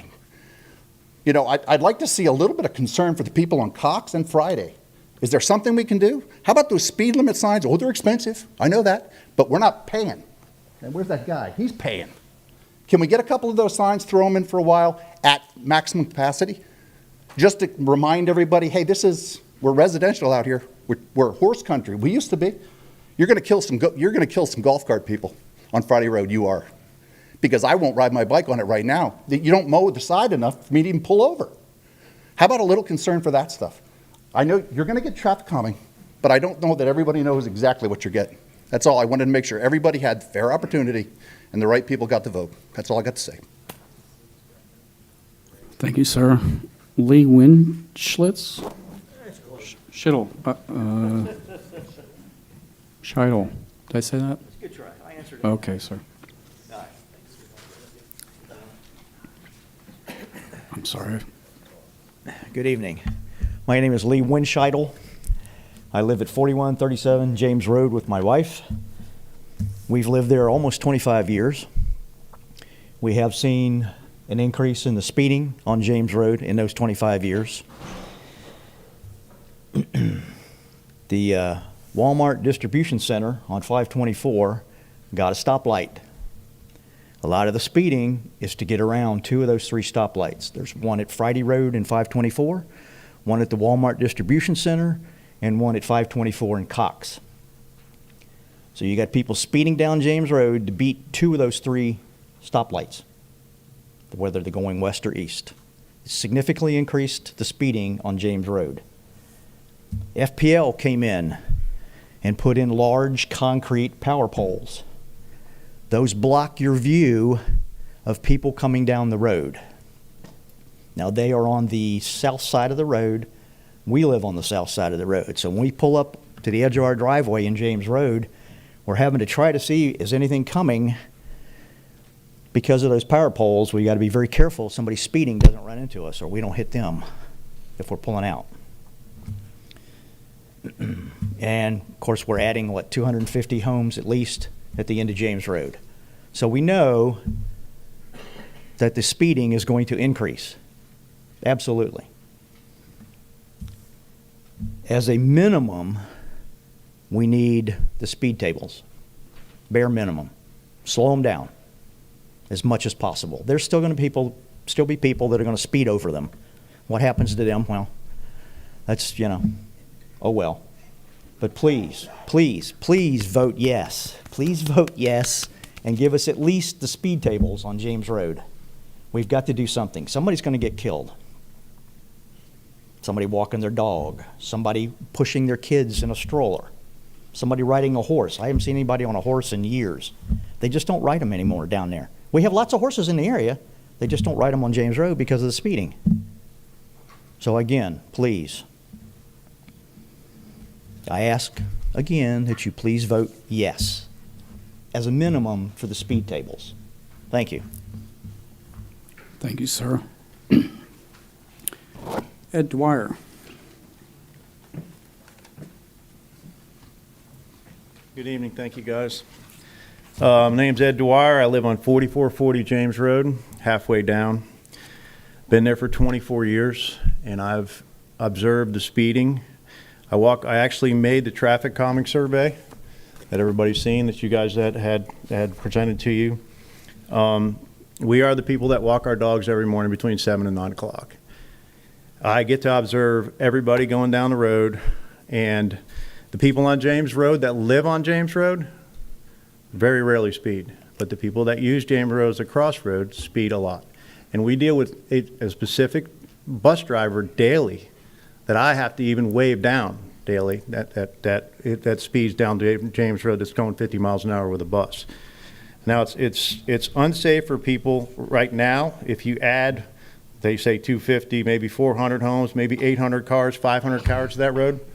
The study showed that when they did this study over the 3-day period, that there was 680 cars on average. That's people using their cars 3 or 4 times a day, going back and forth to Walmart, going back and forth to work. That's how many's going down now, so you're going to add another 800 cars to that. There's going to be a lot of traffic. And the bottom line here is what we're looking for is that we all know the James Road, and to bring up the man on Friday Road, James Road is way different than Cox Road and Friday Road. James Road has a 24-foot wide ditch. It averages 12 feet deep. It's 3 feet from the edge of the road on average, from the edge of the pavement on the south side, on the north side, and then the concrete poles are 5 feet on the south side. So there's a pinch point there. So if you're between the pole and the ditch, you have 3 feet on one side and 5 feet on the other side to get out of the way. Whether you be in a golf cart, a horse, walking your dogs, your kids riding a bicycle, you're pushing your kid down the way in a carriage. And everybody on Friday Road and Cox Road, they all use James Road. I see them every weekend. They're all there on their golf carts. They're bringing their kids down there. They can go up and down on bicycles, people walk on James Road, and with all this traffic, if we don't do that, there's going to be fatalities. There's going to be people getting injured. And again, if I'm wrong, the builder has agreed to put these speed tables in. And none of us have a problem with having the guardrails. You definitely have to have a guardrail on this side of this ditch just because of the depth of it. You don't want to have a speed table without a guardrail. Nobody's going to bitch about what it looks like. So guys, I just want to say that what I'm really concerned about here is people getting hurt, somebody getting killed. I assisted in 3 recoveries in my 24 years. 2 of the cars were upside down in the ditch, their tires were only showing. One of the cars we didn't even know was there till the next day, and a motorcyclist died. So just so you know, it's all about safety, guys. Please look at this and vote yes on this. Thank you. Thank you, sir. Roger Helms.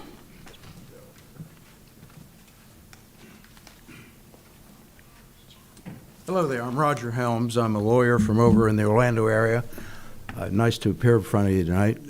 Commissioner Goodson, good to see you. I remember we elected you to the Port Authority back about a quarter century ago in the port. Actually, I'm just glad to see somebody my age that's still working. If I were at Publix, I'd be a BOGO, buy one, get one free. I had a career in law enforcement. I was an accident investigator and a reconstructionist. Went off in the military, got shot in the Army, went to law school, and I sort of parlayed that into cases against DOT and planning agencies with regard to road construction. I had a case similar to what we're dealing with this safety plan. It was a sharp curve on Fort Benning, Georgia. 2 young soldiers were decapitated by a guy wire on a telephone pole because there was 3 or 4 feet from the side of the road. I, as a young investigator, brought it up, and I said, why don't they put guardrails or do something to protect it, and caused a big scandal. It's similar to what we have here. You have a vetted, engineered, verified study by traffic professionals, the Laster Traffic Group, who have said that it's appropriate, given the speed circumstances here, to put these speed tables out here. I can't tell you the names of the people whose lives you will save by doing the right thing and approving the plan. All you have to do is say, I vote safety. I can't tell you the names of someone that you prevent from being paralyzed, but I will tell you as a trial lawyer that costs $25 to $50 million in a jury verdict these days. Your county attorney can tell you the liability picture. One thing for certain is with respect to road design, it's muddy. And what smart lawyers do is get around things. I had one in Orlando. It's always planning versus operational. They said, you can't sue us for planning the stop sign out there, but they didn't inspect it and see that the sun was bleaching it out where nobody saw it, and somebody was killed at the intersection. So in closing, I can't tell you what will happen. I will tell you that it is my opinion as an investigator in the past and as a trial lawyer that specializes in this sort of thing, somebody's going to get killed, somebody's going to get paralyzed, and somebody's going to be asked the following question. So wait a minute. You had a plan which was done by engineers and traffic studies to slow the traffic down, to save lives. You had a trial lawyer come to you, and incidentally, my fees have been set at $1,000 an hour in this circuit. I'm doing this for free because it's the right thing to do. And somebody will ask someday, you had all this in front of you and you did nothing? It's wrong. Thank you. Thank you, sir. Now we're at the end of the cards. Is there anyone else who wanted to speak on this item? Maybe we didn't get your card. I know there were a lot tonight. No? All right. Very good. Okay. Are there any other questions? Ma'am, you're welcome to. Just, you'll do a card for us afterward, just for the record. Thank you. Julianne Lieber, Dalehurst Ranches off Friday Road.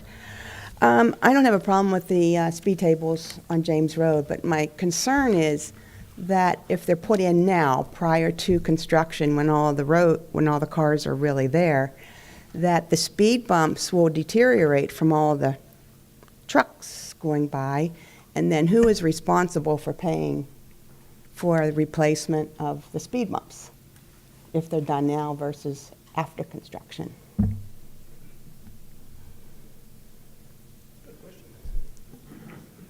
Ma'am, they're not going to interrupt your time. Okay, I thought maybe. Yeah, no. Okay, sorry. Yes. But anyway, that's my concern, that they would have to be replaced at the expense of the county versus the builder who is putting them in now.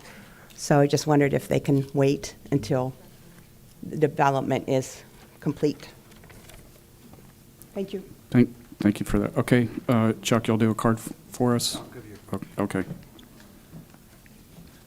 I grew up on North Merritt Island on Chris Foley Road, and we have had a similar situation there. We have a ditch on one side, trees close to the other. By the time I ended high school, I've pulled 3 people out of the ditch dead, where there's an S-turn there, and cars would go by our house 80, 90, 100 mile an hour sometimes.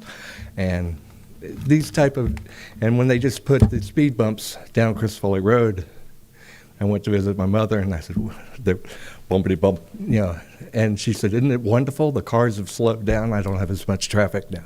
I'm not as concerned as driving down the road. And it does save lives. So that's all I have to say. Thank you. And you'll do a card for us. Thank you. Okay. All right. Is there anyone else who, sir?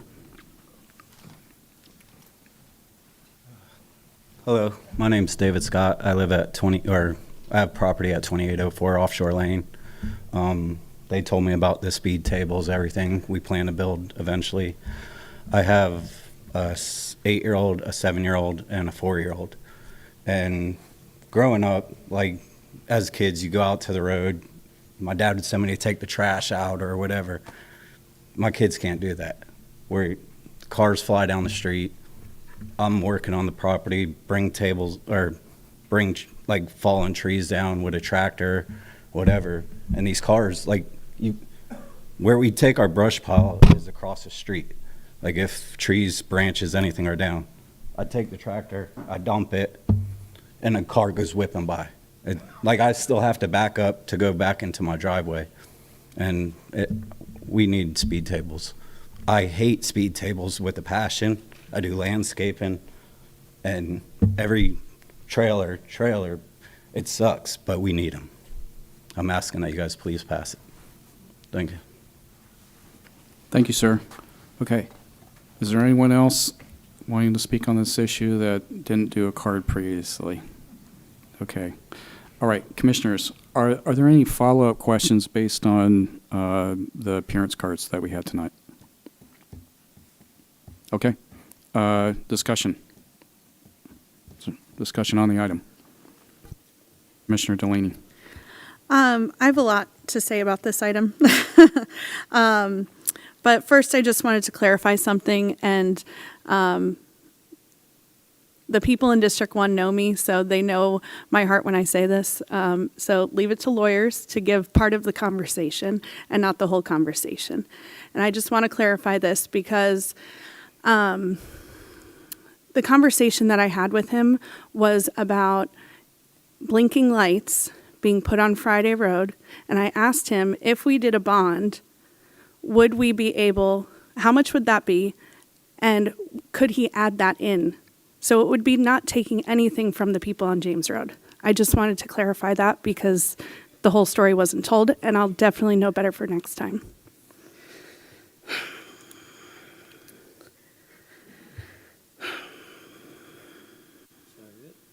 No, sorry. Okay. Just gathering my thoughts. I had a community meeting last night with the people from this community, and I just want to thank Mr. Bernath and Karina for coming, and she even came on a day that was on her leave, so I just really, really appreciate that, and it means a lot, and it means a lot to the people in District 1 that you did that. So I just wanted to give you recognition for being willing to do that. So thank you. And this has been a long very long, drawn-out fight.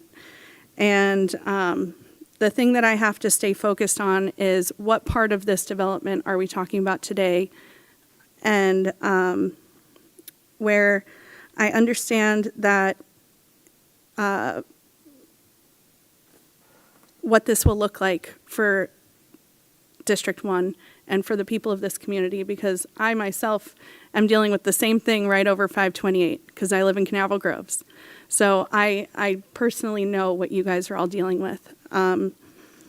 And so I just wanted to make sure that I let everybody know that if this goes forward today as the engineers have designed,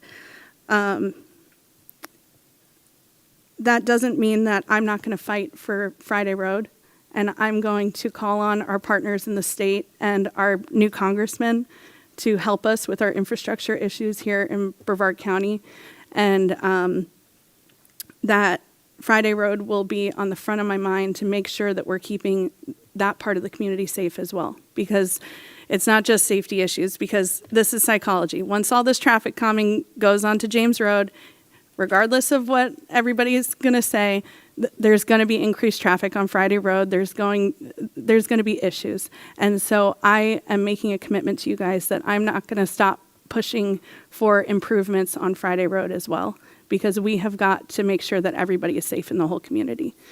The thing that we have a unique opportunity here to have our developer friends help us with paying for this improvement on James Road. And so it would be, in my opinion, silly for us to not move forward with what this plan is. And but like I said, I hope that my fellow commissioners will partner with me on making sure that we monitor and keep an eye on what's going on Friday Road as well, because it's going to affect that as well. I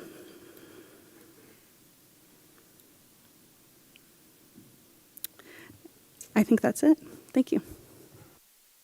Anyone else in debate, discussion on the item? Anyone? No. Okay. Commissioner Delaney, it is your district, so I think we'd look to you for a motion tonight. Thank you. I would like to move to approve this item. Okay. We have a motion by Commissioner Delaney. Is there a second? I second. I'm sorry, just to be clear, because there were several options recommended. That's sorry about option that. number 1, approve all recommended traffic calming measures. Yes. Thank you. Sorry, Morris, thanks for that clarification. Commissioner Atkinson. My is second that your- stands. Okay, so we have a second by Commissioner Atkinson. The clerk will call the roll. Commissioner Delaney, Yes. Vice Chair Goodson, Yes. Commissioner Atkinson, Yes. Commissioner Altman, Yes. Chair Feltner. Yes.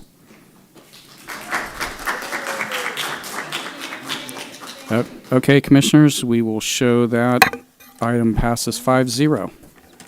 Very good. Thank you very much, and thank you, everyone, for your participation. Okay, we're going to move on to item J1. I think this might be a quick one here. I don't think we have any cards on it. Mark, somebody?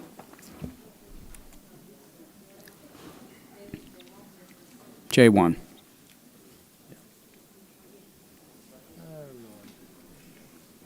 Sorry, we're resetting here.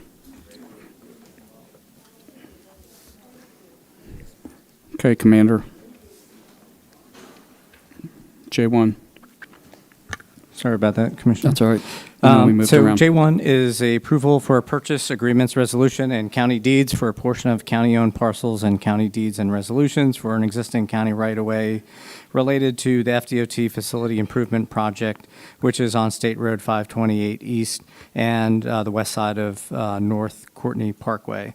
It is providing fair market value of $6,700 for parcel 110, $235,000 for parcel 112, and for the other associated right-of-way, because it's right-of-way, the county wouldn't get any costs associated with it, or fees associated, but this would allow FDOT to move forward with its planning of potential widening for State Road 528.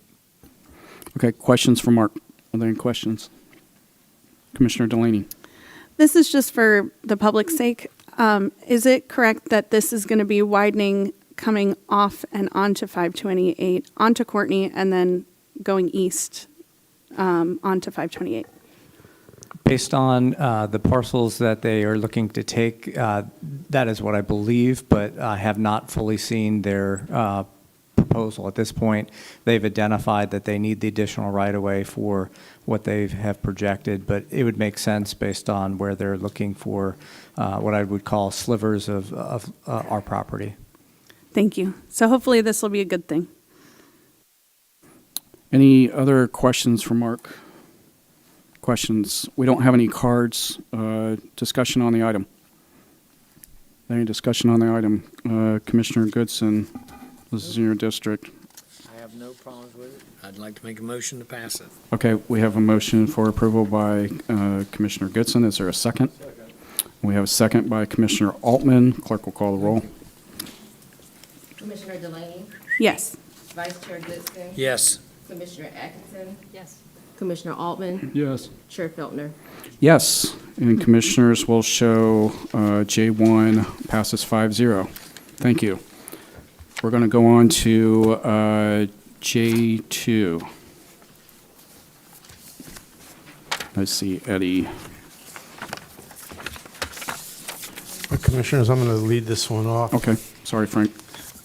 We've been working with Space Florida for last several years in preliminary discussions relative to needs that they have and the partners they have relative to water, wastewater treatment on the barrier islands. And recently, we received a letter that we shared with the board that was signed by four of the secretaries of the state of Florida, from the Florida Commerce, Florida Department of Transportation, Florida Department of Education, and Florida Department of Environmental Protection, expressing their strong interest, as well as that of the governor's office, to assure that we are working in a unified manner to provide water, wastewater treatment where possible.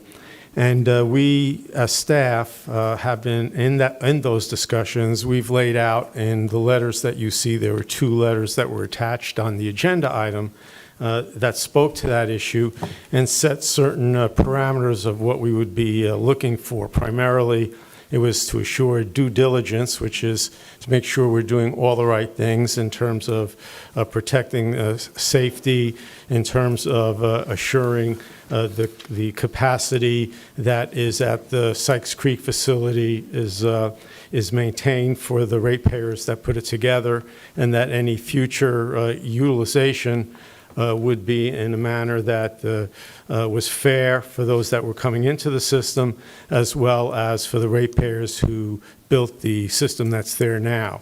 As part of that effort, there was also what's called a MIR grant, which is a Military Installation Resilience Grant that we've been working with EDC on and the Department of Defense, which speaks to a longer-term solution where we would have a regional facility somewhere on the mainland, looking perhaps in the Port St. John area is what is being looked at. And with that dialogue, we are going to have upcoming discussions with the state and the state agencies I mentioned. And we, having a new board, thought this was an opportune time to make sure the board is aware of what's going on and to get your input as the meetings are being scheduled as we speak. Eddie Fontaine, our utilities director, is here, and he can discuss the item in greater detail, and we'll do our best to answer any questions the board may have and get the input so we know that we are moving forward in an aligned and unified manner. Okay. Eddie, do you want to say something before we start with questions? We can Let's just go to expand a question. little bit on that, or we can do a question and answer. It's your choice. I think Chairman. Commissioner Goodson's ready with a question. Yep. Go ahead, sir. If the Air Force Station's been there 70-something years, right? And NASA's been there 65 years, roughly, correct? Why are we here today wanting us to take their sewage? Why didn't they plan for the future? Now, if you take their sewage, you're going to put your plant at risk of being over capacity. Therefore, you're not going to be able to sell this deal about septic to sewer for the lagoon. So help me understand why the federal government hadn't done anything. Well, I can't speak on behalf of the federal government, Commissioner, but what I do understand is the Air Force Base, who has the wastewater treatment plant, has made a notification about a concern that the flows at the plant are getting to a level where they're starting to put a limit on what Space Florida can do in the future. Okay, stop there then. Yes, I sir. hear you. Then why don't they increase their plant? That would be, I mean, what's the problem with that? That's a question that So, hasn't been so presented. basically you're telling me that seems to be no concern of theirs, it all falls on us. Now, at the same time, didn't they recently ship some stuff south to Cocoa Beach that put the Cocoa Beach plant in jeopardy of violating their DEP permit? I am not aware of the dynamic with the Cocoa Beach. I'll get you the one. report, okay? Well, now, are we going to allow this to happen? Here's my comment. I'm one of 5. I am never going to agree to this, not unless you tell me that you're going to charge them enough that's going to allow you to increase your plant for the citizens that pay for it. Then you're come back and charge the citizens in my district to do that? No. But I'm one of 5. But go ahead. This is going to get excited, I'm sure. So. Well, I'll say this, Commissioner. We are in its infancy with regard to this, and as Frank attested, we have presented some parameters to Space Florida at a preliminary level of what we want to accomplish from due diligence. So when we're getting into, it is our full intention, and if you read one of the correspondence that we replied to one of the letters that were received, that's a common theme. We just want to be fair, and fair is associated with cost. As we continue through this due diligence, we'll understand more of the parameters, because as we're talking about potential industrial pretreatment and whatnot, it's identifying what it is and identifying the strength and the magnitude and what that is. And when you go through that process, then you can actually identify the investments needed to, and I don't want to say protect Brevard County, but assure that us as Brevard County are able to maintain the environmental laws that are in effect today. Would you not agree that you have slim or no chance to butt the federal government? Wouldn't you agree to that? Be honest. Let's all be honest. I've never seen the federal government roll over and play dead, so I don't expect this to happen. This is not going to be pretty. This is going to be a nightmare. And your taxpayers on Merritt Island would go absolutely ape crazy. So, Frank, yeah, I'd jump in. I'm sorry I didn't. No, that's fine, Commissioner. That's why we're here, and that's why we're here to discuss it. Staff has made it very clear. We've had dialogue with EDC, we've had dialogue with others, and we've made it very clear that our expectation is that all costs that are associated with taking this wastewater needs to be borne by those who are coming into the system. That includes any kind of pretreatment that might be needed off-site, or any technological improvements or expansion that might be needed on-site to assure that we handle it appropriately. In addition to that, whatever capacity would be utilized, our expectation is that's not only a short-term solution, but on the long term, that whatever capacity they utilize at Sykes Creek, that when we get to the regional facility, they are paying the proportionate share of the new costs at the regional facility. That protects the ratepayers who currently paid for the Sykes Creek facility at the rates that they paid when they invested in this some 20 to 30 years ago. And so those are all parameters that we have put forth, and we plan on moving forward with, based on, of course, the board's input, consideration, and the dialogue we plan to have with the state as soon as that meeting is scheduled, which looks like it might be as early as December 9th. Frank, would you agree? May I, sir? Yes, sir. Would you agree that North Merritt Island has suffered, extensive flooding, piling of water, and we have asked NASA for 7 months or a year? Can we put it in their ditch? And you know what they've told us? Hell no. You can't even put water in the ditch. Now, also, would you agree, Frank, that you're going to have you talk this regional plant, you're going to have to cross 2 rivers, Banana, the Sanctuary in Merritt Island, then the Indian River, 3, and you're going to have to get permits from, guess who? Army Corps of Engineers.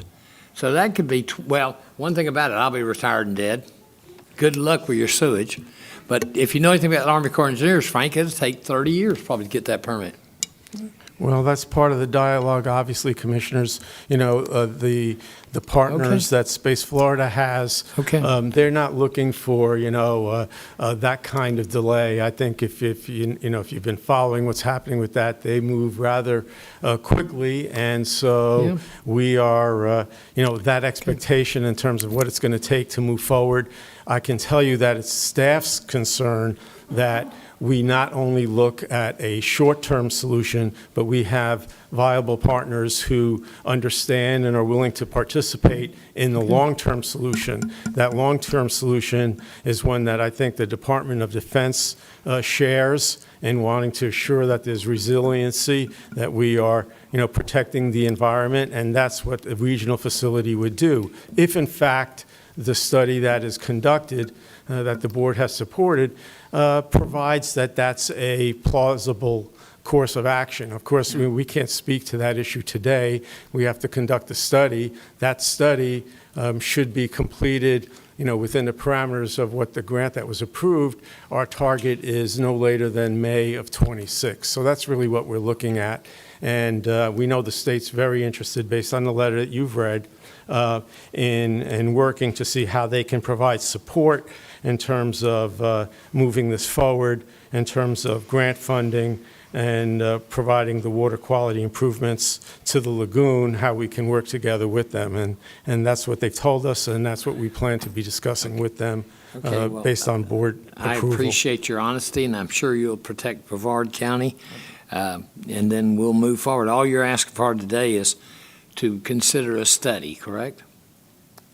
Actually, we're just considering the parameters that we're talking about, something the board is comfortable with. Oh, yeah. Of course, we're not going to make any firm commitments. We're going to bring it back to the board. This is just the opening dialogue that with we the hope to state be able to and move with the forward with. federal government and the state, I feel so comfortable. I feel this kind of easing up behind me and kissing me. But but I'm comfortable with it, Frank. That's why we brought it forward, Commissioner, to get your input. Okay. Questions, Commissioner Delaney? Question. I guess I don't really have questions. I have more discussion, so I can wait if that's better. We do have cards, Okay. so we'll do a discussion after cards. Commissioner Altman, you have a question? No, sir. Okay. Okay. All right. Let's go to the cards. Stell Bailey.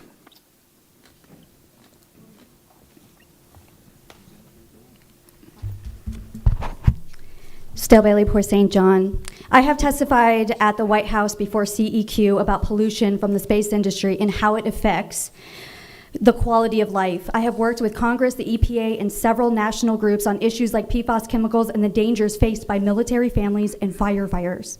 My dedication to improving water quality and health of impacted communities has gained international recognition.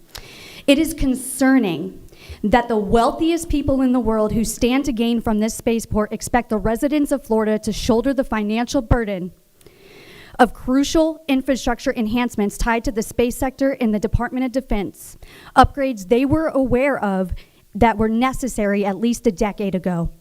If this industry can create rockets that can travel to Mars, we should certainly be able to prioritize creating sustainable living conditions here on Earth to ensure our species thrive. Yet, they now anticipate that our county will bear the weight of our wastewater issues. I find it deeply troubling that the space industry and our federal government are neglecting their responsibility regarding wastewater management and the lack of comprehensive plan for sustainable growth. It is astonishing that they would have the audacity to send certified letters to the county, implying the county could face serious consequences if it fails to meet the demands of the industry. The industry is set for a significant growth, and it is eyeing the funds the community members spent years fighting to save the Indian River Lagoon to support their growth. The investments in water restoration were never intended to benefit the industries or developers. In fact, NESA spent decades dumping waste into the lagoon and has not done nearly enough to help mitigate that. Merritt Island is currently grappling with serious flooding challenges, and now the federal government is looking to add to the strain to this community by temporarily hooking their wastewater to Sykes facility.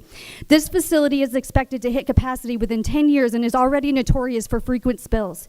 We should be operating at 50% capacity and prepare for storm surges, flooding, and other environmental challenges. Unfortunately, most of our wastewater treatment plants in Brevard County are not. In addition, there are plans to build a new facility in Port St. John where the industry aims to divert their waste from 6 existing plants. While Space Florida has pledged to invest in infrastructure, taxpayers will still bear the cost by being forced to pay $10,000 to $20,000 up front to connect to sewer system. Although there are grants, people pay those costs first and have to wait for a reimbursement. Perhaps Space Florida could ask their billionaire partners to cover the connection costs instead of trying to use funds meant for water quality to cover the industry's failure to be proactive and manage its waste and growth properly. I urge this commission to ask imperative questions like how the waste will be brought across an entire lagoon. Consider our options and ensure taxpayers are not exploited. Explore solutions like a spaceport fee, an embankment fee. Also approach our state legislator to address the impractical 2030 septic to sewer mandate and find a more effective option for the Sorrel other than a reimbursement. I believe a plant could benefit us, but I feel you are putting a lot of pressure on our communities by not considering the cost that Space Florida and the documents that the documents provide have overlooked. Thank you. Thank you, Stell. Sandra Sullivan.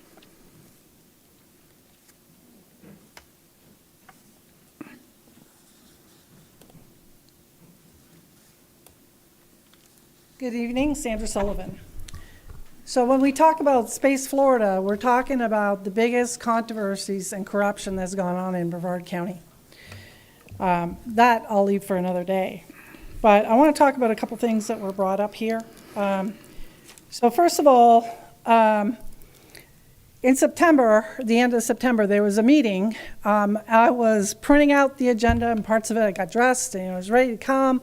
And I get here, and there's an item added to the agenda. Between the time I left home and the time I got here, which is $1.71 million to put to this second study for Alternative 3 to put a regional sewage plant. I have a lot of issues with that and just how that went down. The EDC represents private interests. They did the first study. I did a records request for the Black and Velick study. And they didn't even consider putting a sewage treatment plant in Space Florida for their industrial waste. So one thing not really talked about much, sort of going around the bush, is this is industrial waste. And you can't put industrial waste to a sewage plant that is for residential sewage, which works on activated sewage bacteria to break it down. As soon as you put industrial waste in that plant doesn't work. Okay, so this idea, let them clean up the industrial waste. Well, if they're going to do that, they might as well build a plant, a package plant, to handle their sewage waste. This problem started because Space Force doesn't want their sewage private sector. So let's talk about Merritt Island a little bit. Merritt Island County spent $500,000 on a hydrology study. It's on the 10-year floodplain. And why the corruption to take Space Florida and have the permitting done by the city of Titusville in 2010 was, I think, to avoid the requirements of the county not to bring fill in to elevate their lands, which clearly, if you look at the Google Earth Pro, you can see that they did. The other major concern that I have is this. We just got a president for America First. What we have going on in Brevard County is we're selling off Brevard to foreign interests. I believe, based on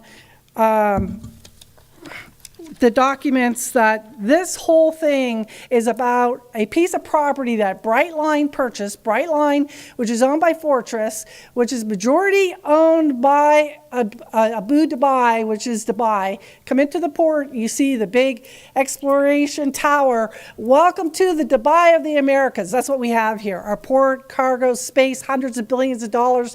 And now what? They want a regional sewage plant so they can do our sewage infrastructure as well. One last thing about Space Florida. You guys passed in legislation this past year on Senate Bill 102, putting in affordable housing there. This isn't just about space commerce. This is also about residential housing. Thank you. And there's a lot more stink about this. Thank you. Jack Ratterman.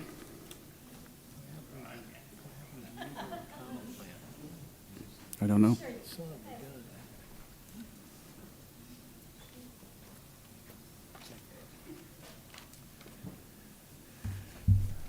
I'm Jack Ratterman, North Merritt Island, 568 East Hall Road.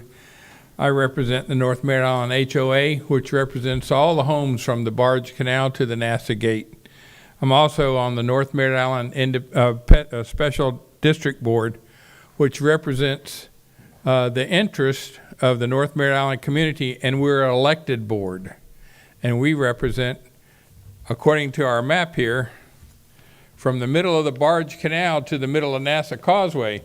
And these folks over here have never at all asked us to look at any plans they have about putting anything on the property that we're supposed to regulate. So due diligence, I beg to differ with them.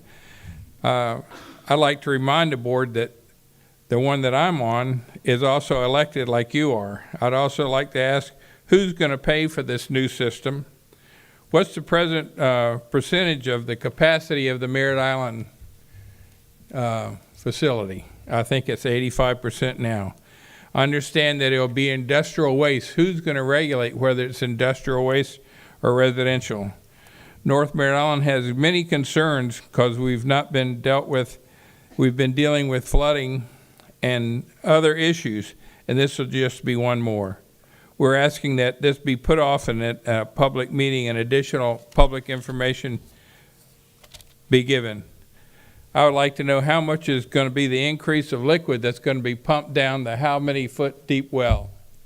Anybody know? No. Are you not going to? 2,000 foot well below the aquifer, and anything that they have extra, that's what they pump down. So that would also increase that. Please don't do this without the consent and input of North Merritt Island. I'm asking you this. I'm just a humble 8th grade American history teacher, but I think I have a good nose to smell, and this smells like a rotten fish. Thank you. Thank you, sir. Rick Heffelfinger.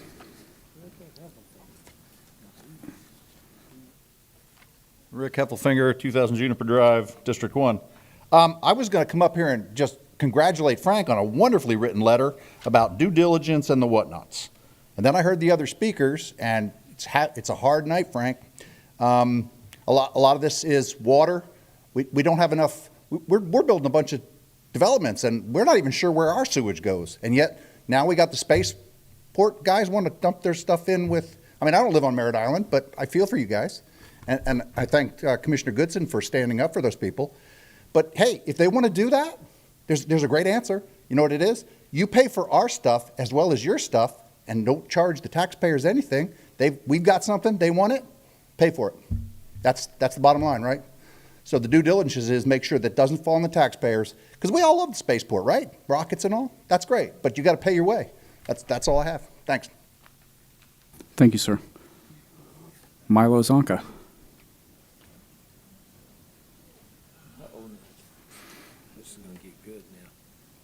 It's full circle, Milo. Well, this will be fun. First time caller. No, not really.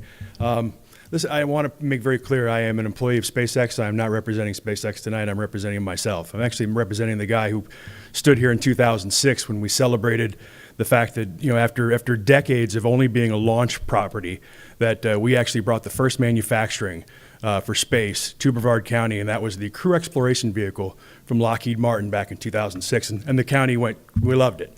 And from there, we've seen the other things that have happened. So many programs, so much growth, so many new opportunities. And with that come the consequences. And that's now what we're talking about. We like it when the companies come and they build and they hire contractors to do their building. We like it when they hire people who buy houses and do shopping and do all those things. But those people, when they go to work, they poop. That's what we're dealing with. And when they're manufacturing these next generation space vehicles that are going to go to the moon and the Mars and carry America's flag and put it on the moon, when they do that manufacturing, it uses water and it creates wastewater. So those are the downsides of the glory of having the jobs and the investment and to be able to say that we are the home to intergalactic space right here in Brevard County. All that said, I want to reset the conversation just a little bit because I don't think the space industry has asked for this to be free. I don't speak for the space industry. I don't speak for my employer. I'm just asking a few questions that I think are worthy of being answered. I don't think anybody has asked for it to be free. I don't think anybody has asked for it to come at the expense of the Brevard County ratepayer. And I think if we can just take the conversation down a notch and not be in a controversial phase and in an argumentative phase, and get back to the information phase. And that's the only reason I came here tonight, was because the entire body of information that you're being asked to make a policy decision on tonight was 4 letters. And I think there's more information that you need to see, that we need to see. I heard the gentleman ask for the capacity study for Sykes Creek. That could be public record. I think we could all benefit from having that information to understand what those issues are. What's the cost to expand Sykes Creek? That would be good information to put out there. Again, I don't think anybody's asked for anything free, and I've spoken with Eddie and spoken with Frank, and just from out of those curiosities. But I just want the information to be out there, and for you all to be more fully informed. These are very serious issues. There are serious issues with lots of awesomeness and rockets that are going to go to the moon and Mars and employ people, and those people are now staples in our communities. In our schools and all of those things. I work with the most amazing people at every company you can imagine up there, and they are deeply vested in this question. So I would just say, as you're looking for policy direction on this, there's more information that needs to come to the record. I really appreciate the diligence and all of the work that you all do, and thank you very much for your service. Thank you. Yes, sir. Got a question for you. If all this is just so wonderful and so special, right? I mean, it's not asphalt, but it is pretty cool. Well, I know, but of course, on asphalt, I can go to the woods. You're locked up there and you can't poop, right? Well, I can. I know where to. I go to the woods, right? Yeah. But if all this is so wonderful, why has it taken 70 years for you to decide that you need somewhere to relieve yourself? Well, by you're not talking to me because I'm not that old. But you said you were up there. I work up there, and it's so wonderful, right? There, so yes. wonderful. Here's the problem. If I have an extra moment, I would tell you what I know of the system. The Cape Canaveral system was built to accommodate a certain level of activity. That's on the Air Force Station. NASA doesn't have a wastewater treatment facility. They ship it over to the Air Force. Everybody uses the Air Force. Right. And that plant right now is at, I think it's about, last I saw from the studies that were done, was at about half capacity, and then they've got allocated the rest, or they're worried about stormwater intrusion, flooding the plant, so they hold back some of the capacity. So that's the current challenge. Now, I don't think anybody, lack of vision, whatever you want to call it, I don't know if anybody envisioned the level of success that Kennedy Space Center and the Space Coast were going to have, because you now have millions of square feet of new facilities that are up there and thousands upon thousands of people working there. Should they have been more aggressive in their assumptions? Yes. But now the question is, do you want to double down on a plant? If you've ever been to the plant at Cape Canaveral, I've driven past it. It's at elevation like 3 inches. It's not the place where you want to put another dollar to build a plant, to expand a plant. And I can see why the Port St. John is, to try to get everybody's treatment off of, resilience issues, that kind of stuff. Now, would it not be true to say NASA doesn't build a rocket? NASA contracts with people. to do NASA that doesn't stuff. build a rocket, correct? Correct. That's very correct. But yet we have just built a brand-new complex office center for them up there. Your tax dollars, mine. Yeah. So if everything's so wonderful with SpaceX, it sounds like we could cut NASA and have 20 more years on the poop plant. What do you think of that?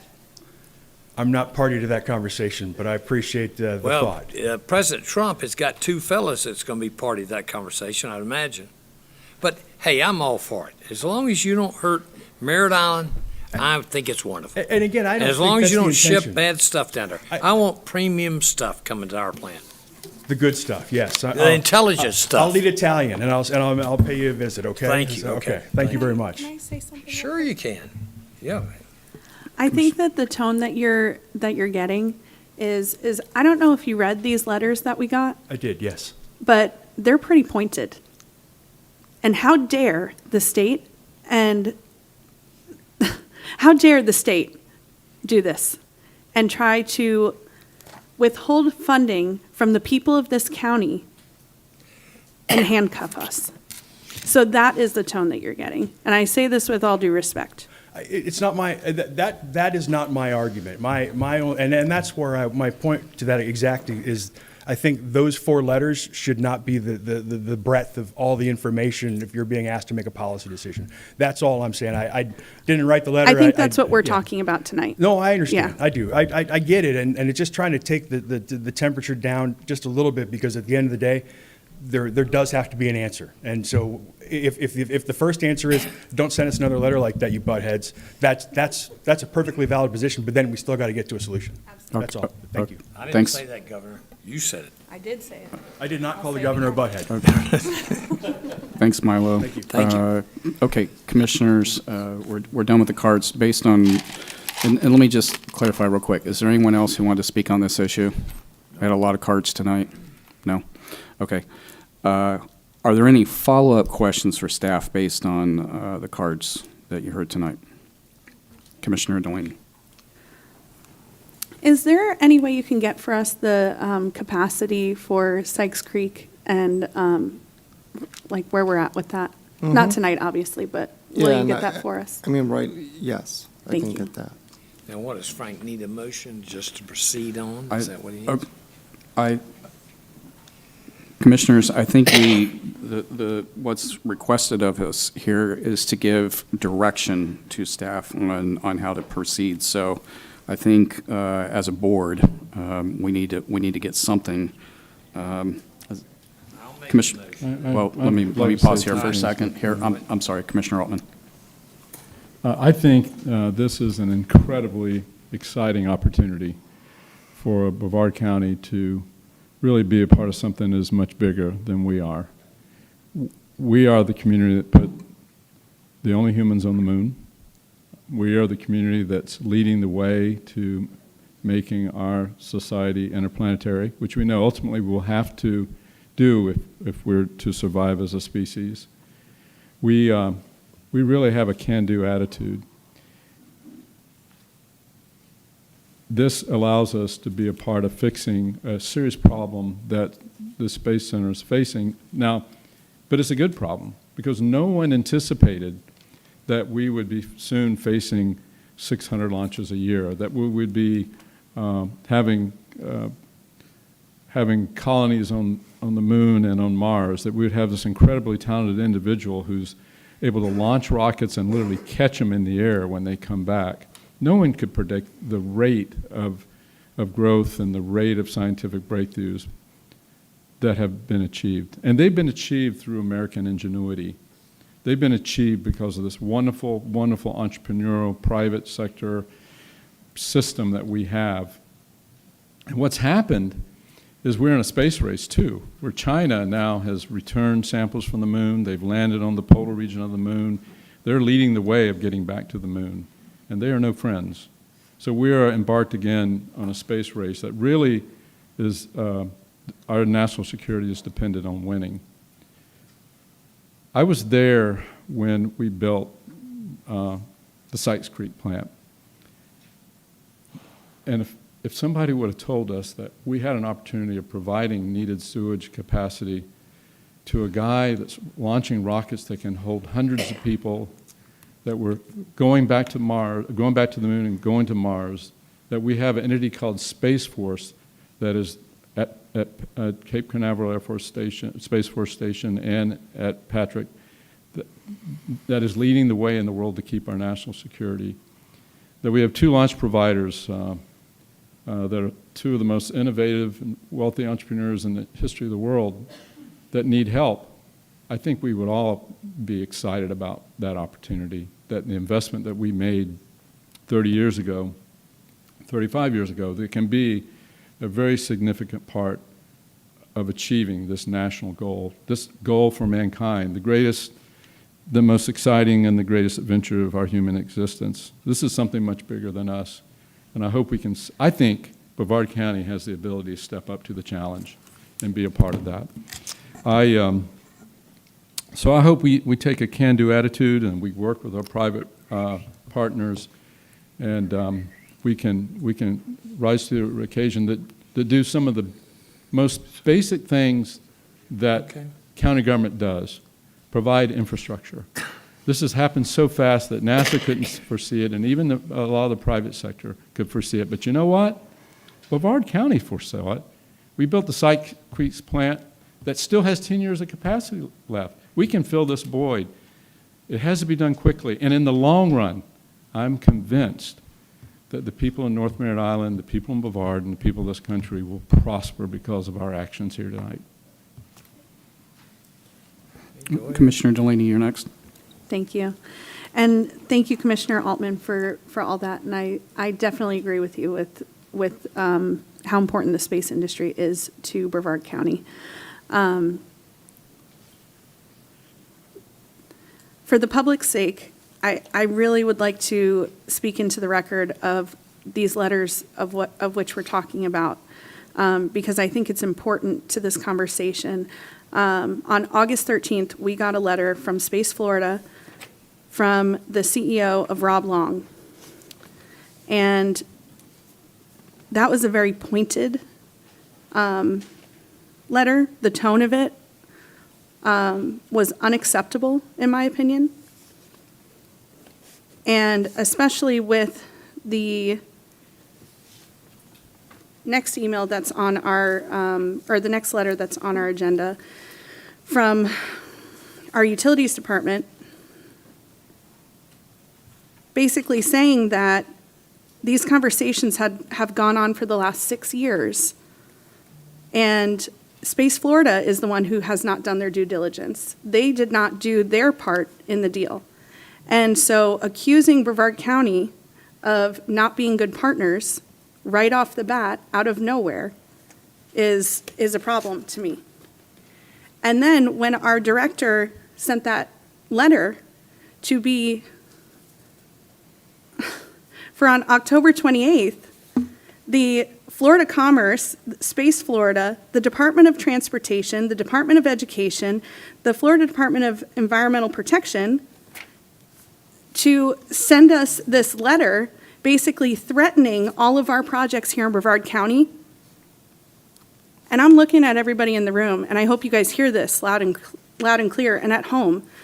Our government entities at the state are threatening Brevard County. And thankfully, our county manager sent back a very pointed letter at them to bring them back to reality. And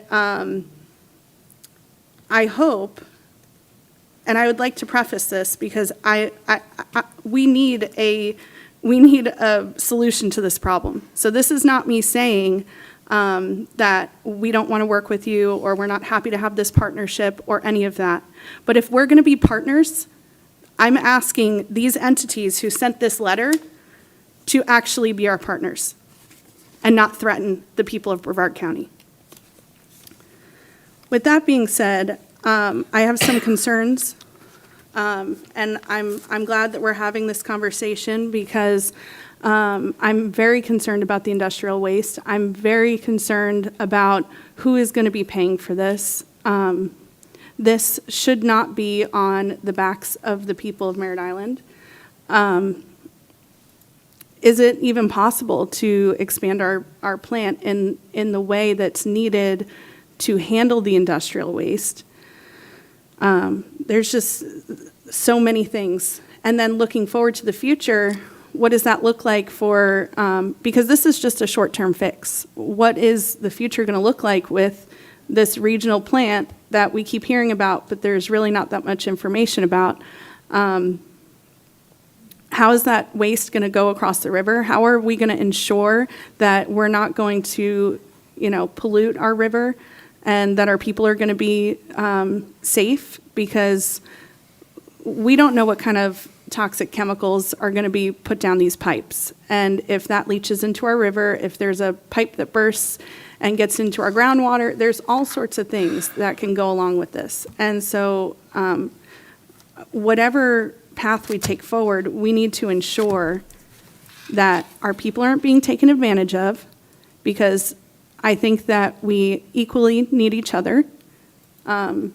There's only so many places in the world that can, allow rockets to go into space. And in my opinion, I think we're one of the best places in the world to do that, and or the best place to do that.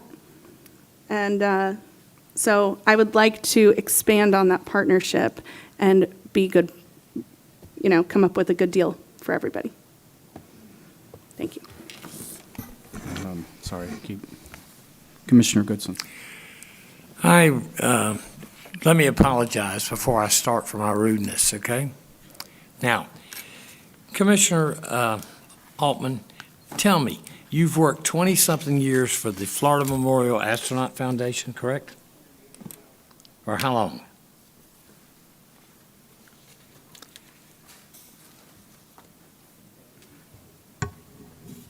I've worked there 11 years, and I was thinking about 11 that, years. That So experience. you have a vested. I'm answering your question. All right, well, 11 years was the question.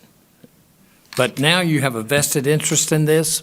I'm going to answer that question. No, I don't. I have a vested interest in this country leading the world in space explorations. I was thinking about the type of programs we have there, and we have educational programs. And one of the biggest programs we have is called the International Space Settlement Design Competition. Kids from all over the country come and they design the things that we need to have space explorations. One of the first things they start, water resources, sewer treatment. We are a part. We have a duty. We are a part of that great mission that's bigger than all of us, and that's space. And that's who we are. That's why we're here, and I'm excited about that.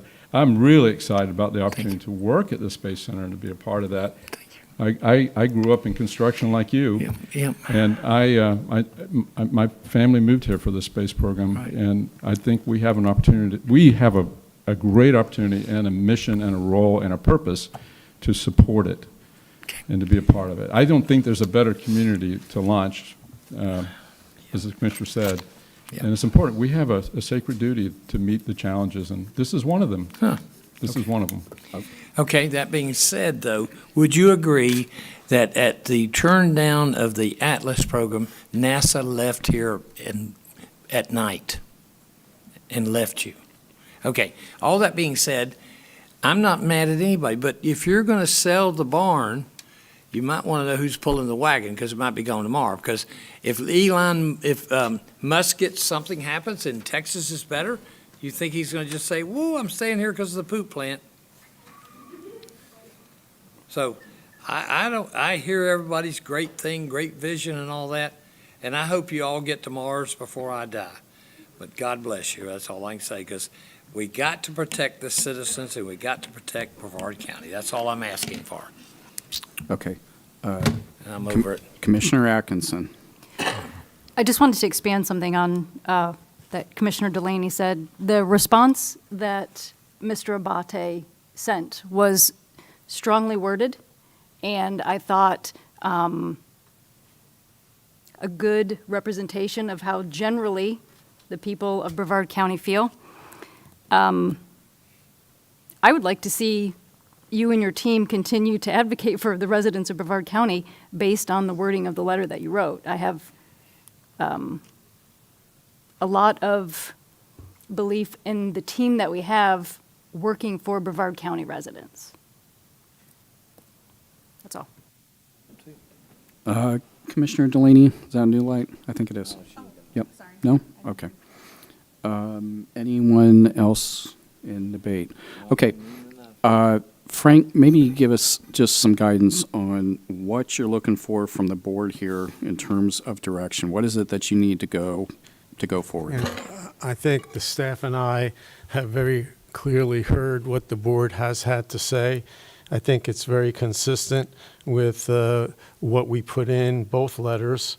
We have an absolute expectation that due diligence will be performed, that due diligence will help us with the issues of capacity, will help us with the issue of the type of waste it is, and make sure it's properly handled, looking at the short-term and long-term solution, and very importantly, that none of the additional cost that's going to be associated with this will be borne by ratepayers. I think, if the board gives us a motion to follow relative to those themes, we have a plan to move forward. And of course, anything we would have would only be dialogue that we would then bring back to the board for any action, as we move forward. So we make sure we explain it to the board, explain it to everyone, and then move forward only when we get your thumbs up on it.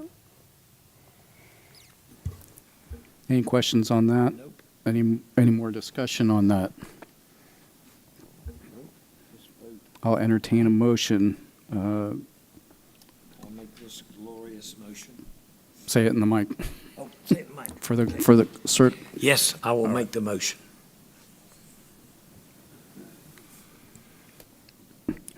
Now you turned it off.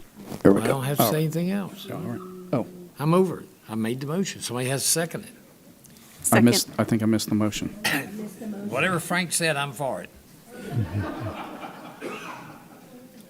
Okay, for the purpose of a motion, Frank, will you just say clearly one more time so we can, for the sake of the clerk, we understand? Thank you. Does the clerk have the ability, because I don't want to miss anything of what I said. Okay. Do you have it? Donna's Mr. Chairman, good. I'd like to make a motion. Okay. I'd like to make a motion. Okay. I'd like to make the motion that the county staff, the appropriate county staff, meet with Space Florida to review all the letters that we have and to vet all the issues and come back and give us a report. Second. Okay, very good. We have a motion by Commissioner Altman. We have a second by Commissioner Delaney. Clerk, call the roll. Commissioner Delaney, Yes. Vice Chair Goodson. Yes. Commissioner Atkinson, Yes. Commissioner Altman, Yes. Chair Feltner. Yes. Commissioners will show that motion passes 5-0. Thank you very much. Okay. We're going to move into public comment. Commissioner, I'm sorry. Go ahead, sir. I need a point of clarification. So in that motion to discuss it with Space Florida and come back and report, that part is clear. I want to make sure I understand what does that do relative to the meetings that we have that are now being scheduled by the various state agencies with Space Florida? Is that part of what we're going to be doing, or is that something we need to pull back from? But Commissioner I Altman. mentioned that you would go over all the content of the letters, and the letter had content with all the state agencies. And I think, I've read all four of the letters, and I think all four of them were written very well. I don't agree with all of them, but I think it gave us a good platform by which we could have a really good discussion. And So we have there's that been a lot of dialogue and come concern back. about those, so we can vet those and clarify those and maybe correct those. Maybe good to come out of it. Thank you, Commissioner. Okay. We're going to go on to public comment. Darlene Hillers.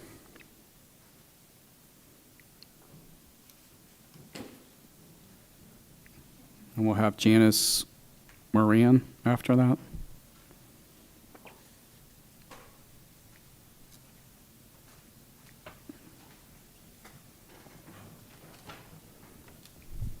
Hi, good evening. I know this is not on the agenda. It was removed. It was concerning making Brevard County a sanctuary for the Bill of Rights. And I wasn't able to go to the presentation right before Thanksgiving put on by the organizations that are pushing for this to be passed. And I did a little bit of research of my own online just to try and understand what it's all about. And to me, it just sounds like they're wanting to be able to refuse if the federal government authorizes some mandates. And I think a lot of those, we already have those rights. So basically, my question is, who would make the decision whether or not what they are opposing is unconstitutional? And I know you folks will probably be reviewing all of this, and it might come up for discussion later on down the line, but that is my question. Who would make the decision that whether or not we follow a mandate by the federal government, whether it's unconstitutional and we don't have to abide by it? In my opinion also, I think it would create a lot of lawsuits, which would be a great expense to us, you know, to fight for those. So that's all I wanted to say. Thank you for your time and have a good evening. Appreciate your input. Thank you, ma'am. Sure. Janice Moran?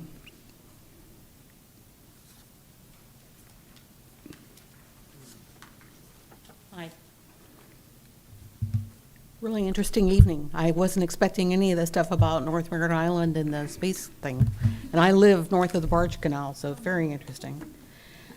Thank you, by the way, for letting me speak. And I just wanted to simply ask you to vote no for Brevard becoming a sanctuary county. My father was in the military. He was in Germany at the end of World War II. He was a witness at the Nuremberg trials, came back and told us kids, do not ever let that happen here in this country. And I believe in our country. I'm a good American. And I think that our checks and balances between the government really work well. And I do not think that we should be thinking of ourselves as somebody that can determine what is constitutional and what is not. I think it's almost seditious to try to even do that. So as an American citizen, I ask you to please do not even consider doing this. It's just not the American way. Thank you. Thank you, ma'am. Stell Bailey.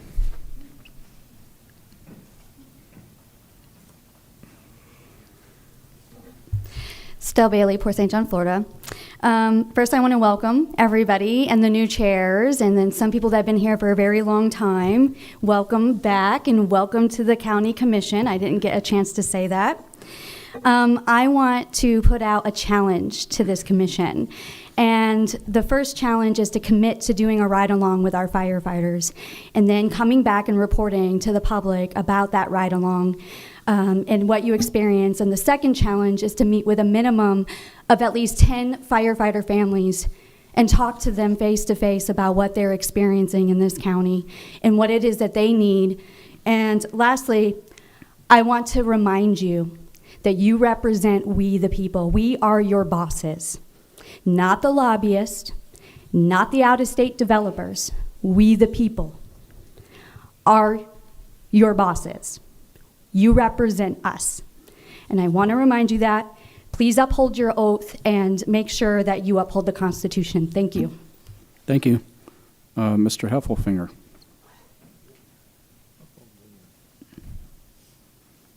Rick Heffelfinger, 2000 Juniper Drive, District 1. Wanted to kind of, by the way, I like what's going on up here. We're talking about stuff. We're going to get some, we could do like roundtables and stuff like that and information sessions for the public, because a lot of people are scared to death when you start talking about building new water processing plants, and they're all going, well, I saw my water bill already went up. What's going on with that? So this thing about informing the community is a good thing. So I appreciate all you guys, and I like the direction that it's going. I did want to thank Frank for a letter. I got some information that all of a sudden there was a little musical chairs, which I called it musical chairs, for Parks and Rec, and I was wondering how you guys, make those position choices. And Frank wrote me a nice letter back that The Parks and Rec is going to be Ian Golden, and I guess that comes in front of the board for you guys to confirm. I didn't know how that worked. I was interested to find out that you guys have a succession plan. And I was wondering, well, why don't you just post a job posting and take resumes and hire the most qualified person? I don't understand succession plan. That almost sounds like, you know, everybody's pre-programmed to move up through the government and nobody leaves, this big bureaucracy like we've got in the federal government. That worries me a little bit. I mean, I don't know who Ian Golden is, but Parks and Rec was pretty hot a little while ago about a park, somebody trying to take our park. So I hope you guys just pay attention to that. I'm concerned because I think it was stated you guys all work for us and everybody over there does and everybody over there does, and we'd like to have the best qualified person in a job, and I think the way to do that is to post a job and the most qualified person gets selected. So, you know, you have that option. That's all I wanted to, but hey, Frank responded to my inquiry about that, and I was glad to hear that, you know, he responded. So, but I do like what's going on, and I hope the transparency thing is something that you guys all want to do, and we can be, you know, we can be nice if we have to be. Even Tom could be nice. So I like the fact that we've got the opportunity to come up here and exchange information, and I'd like to thank Katie for going to bat about our traffic calming. You know, all this growth and stuff, we have a lot of issues, and the only way to solve them is to talk about them and make sure we're not getting the short end of the stick. And we're always concerned as taxpayers that we don't get that. Thank you very much. Thank you, sir. Appreciate that. Pam Castellana.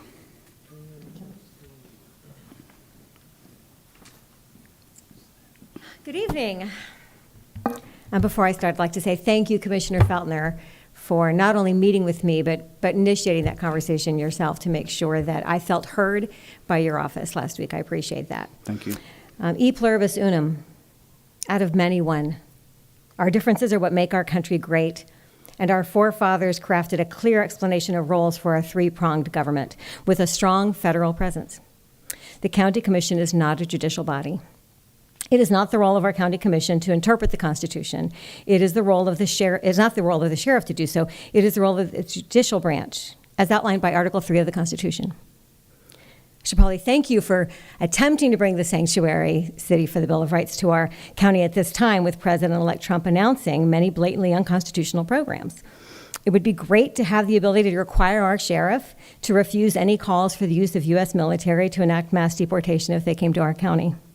It would be great to have the ability to require our county commission to ignore any demands that may come to establish religion in our government spaces by requiring any particular religion's text to be posted on our hallways, like the Ten Commandments.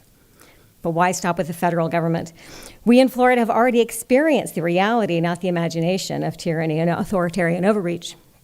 If the governor were to try to remove an elected official in our county for political reasons, rather than malfeasance, it would be great to have legal teeth to force our elected officials to ignore that order. But that's not how it works. Out of many, one. This proposal that is now shelved, but I think it might come back, would create distrust of the United States government and indeed distrust of the Constitution itself. Our Bill of Rights was ratified on December 15th, 1791. It has withstood cries of tyranny and states' rights leading to out-and-out civil war.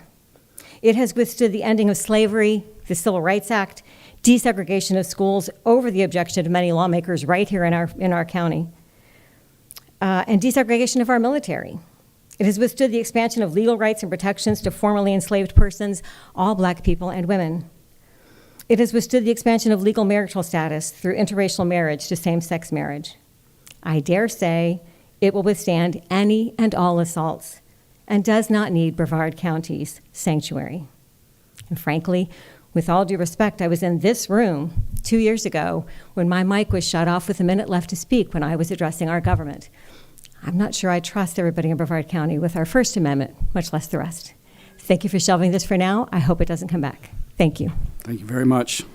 Sandra Sullivan.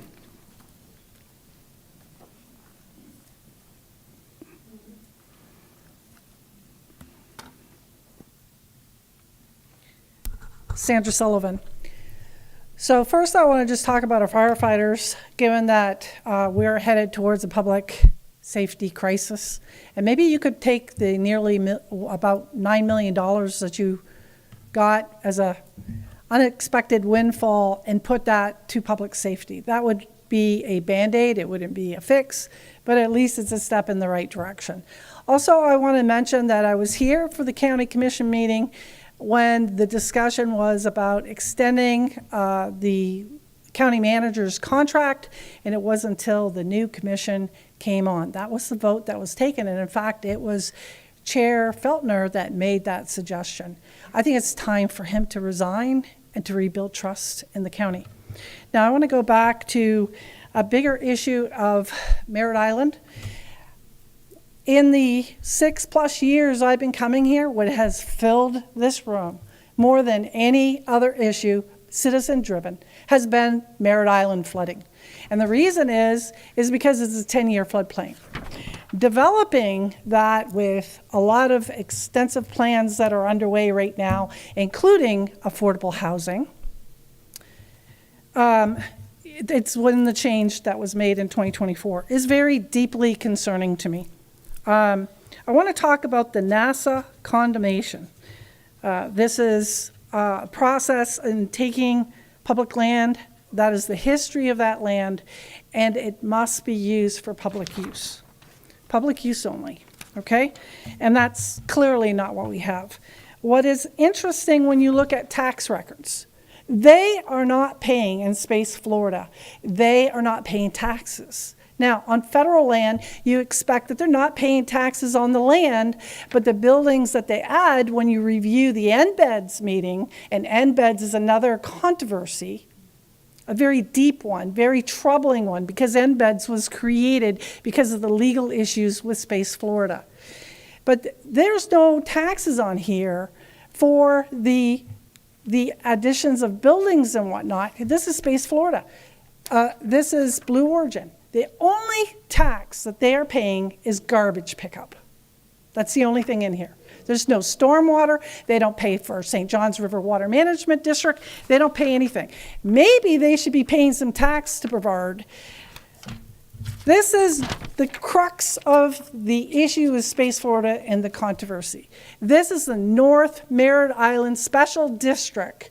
Just as Space Florida is an independent district, North Merritt Island Special District is its own special district that has a jurisdiction over that area. North Endangered was created to circumvent that by intent, and one of you as a staff member who was involved with the district then involved with that. Thank you. Bob White.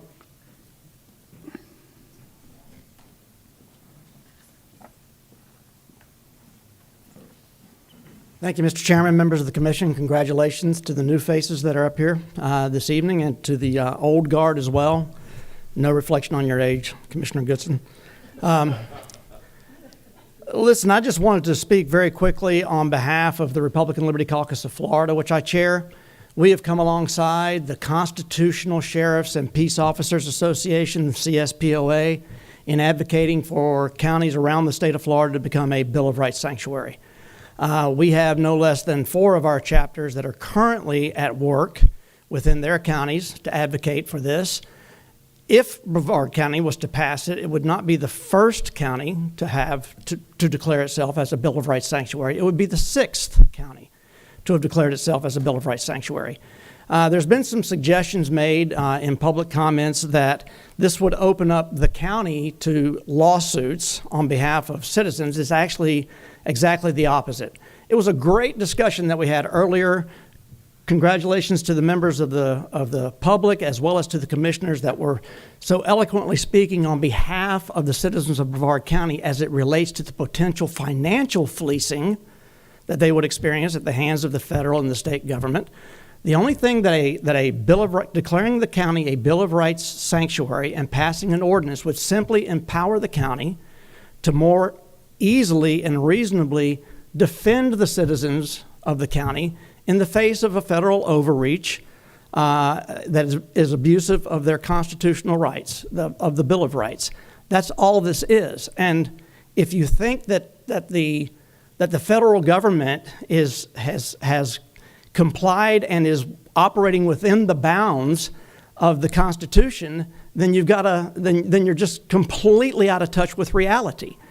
Madison himself declared that the powers of the federal government are few, specific, and well-defined, while the powers of the states and the people thereof are virtually unlimited, okay, and open to great discussion and great debate over exactly where that goes.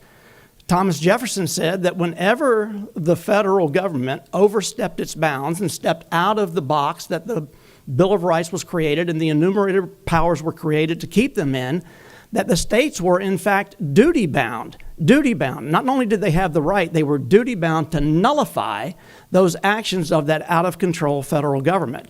So that's where we find ourselves today.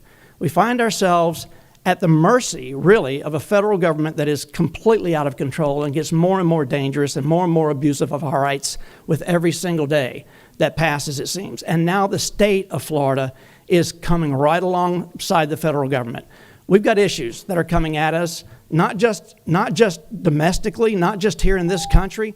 We've got issues that are coming at us internationally. There are international organizations that are working to try to create international agreements that would literally wipe out many of the constitutional rights that we experience here in this country. All right, sir. Thank you very much All for right. your time. Thank you. Okay, commissioners, we're going to move into board report. Mr. County Manager. I do have an item that I want the board to start considering. We are going to be coming back to the board very soon to get input on moving forward with our legislative delegation. We've already spoken to Ron Book's office, who'd like to meet with us next week to start setting priorities for moving forward.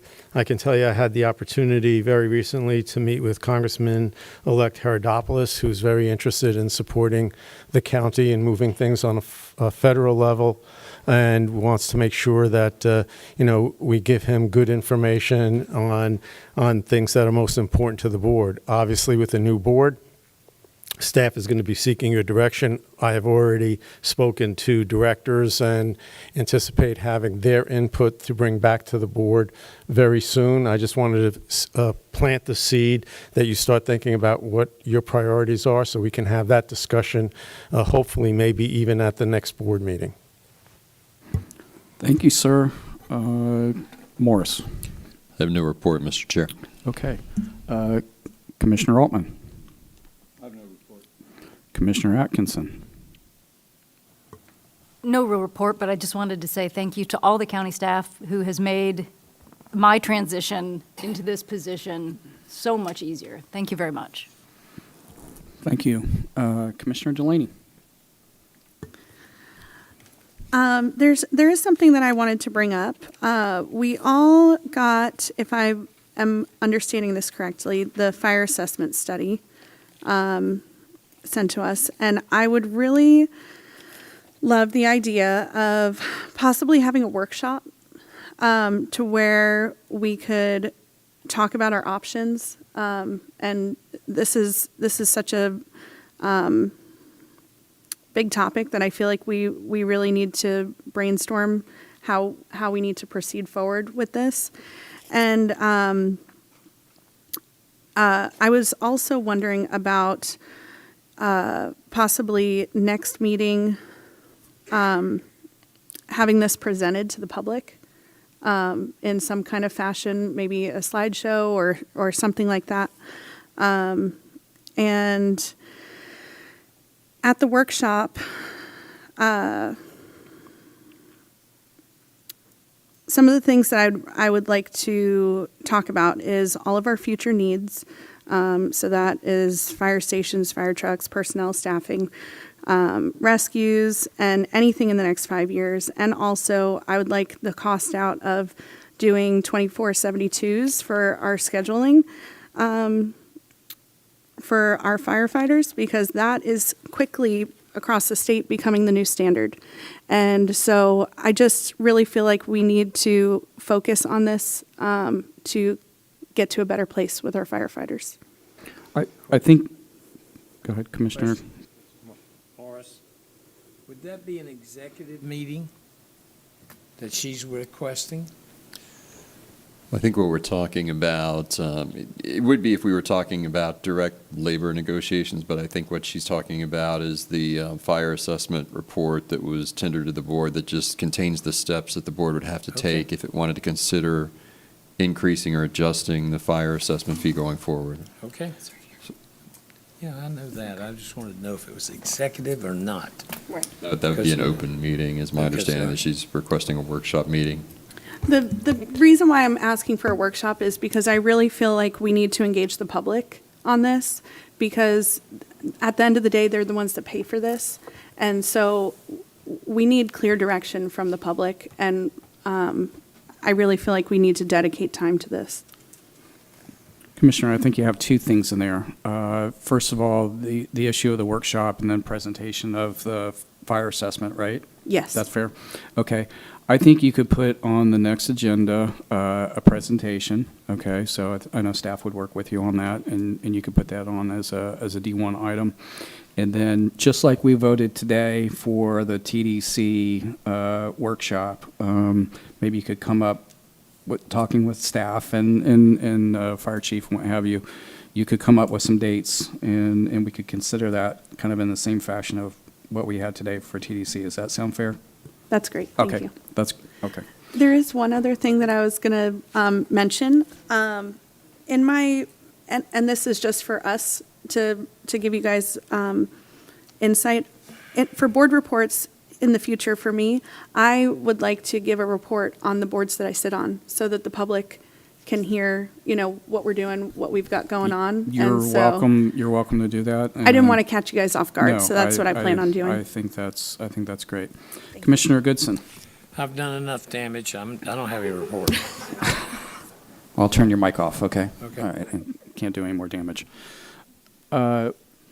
Let me thank everyone, long journey for all of us to get here and for me to end up in this place too. I appreciate all the support of staff and everybody's forbearance. And so I'm not perfect either. We'll all work together to make the meetings better. I think we had a great meeting tonight. Thank you to the clerk to the board for the roll call voting. I know that took us a while to get there, but I appreciate you very much. Just as a last reminder, there are appointments to various boards that we have that we gave you tonight. Now we'll put that on consent if there aren't any changes. If there's changes or other concerns that you have, then we'll take that up in the next meeting. Okay? All right, so we have planning and zoning, right, is our next meeting as a board, and we have that on, right, the 12th, Thursday the 12th. All right, everyone, thank you. We'll call this meeting, is there a motion to adjourn? Motion to adjourn. Okay, so we have a motion, motion by Commissioner Atkinson and seconded, I think, by Commissioner Goodson. Thank you, everyone. All in favor? Aye. Okay, thank you. The opinions expressed by any member of the public during any period of public comment do not necessarily reflect the views or opinions of the Board of County Commissioners of Brevard County, Florida, Space Coast Government Television, or the program sponsor, and are solely those of the presenter. The Board of County Commissioners of Brevard County, Florida, Space Coast Government Television, and the program sponsor hereby expressly disclaim any and all responsibility or liability for any defamatory or slanderous statements expressed by any member of the public during any such period.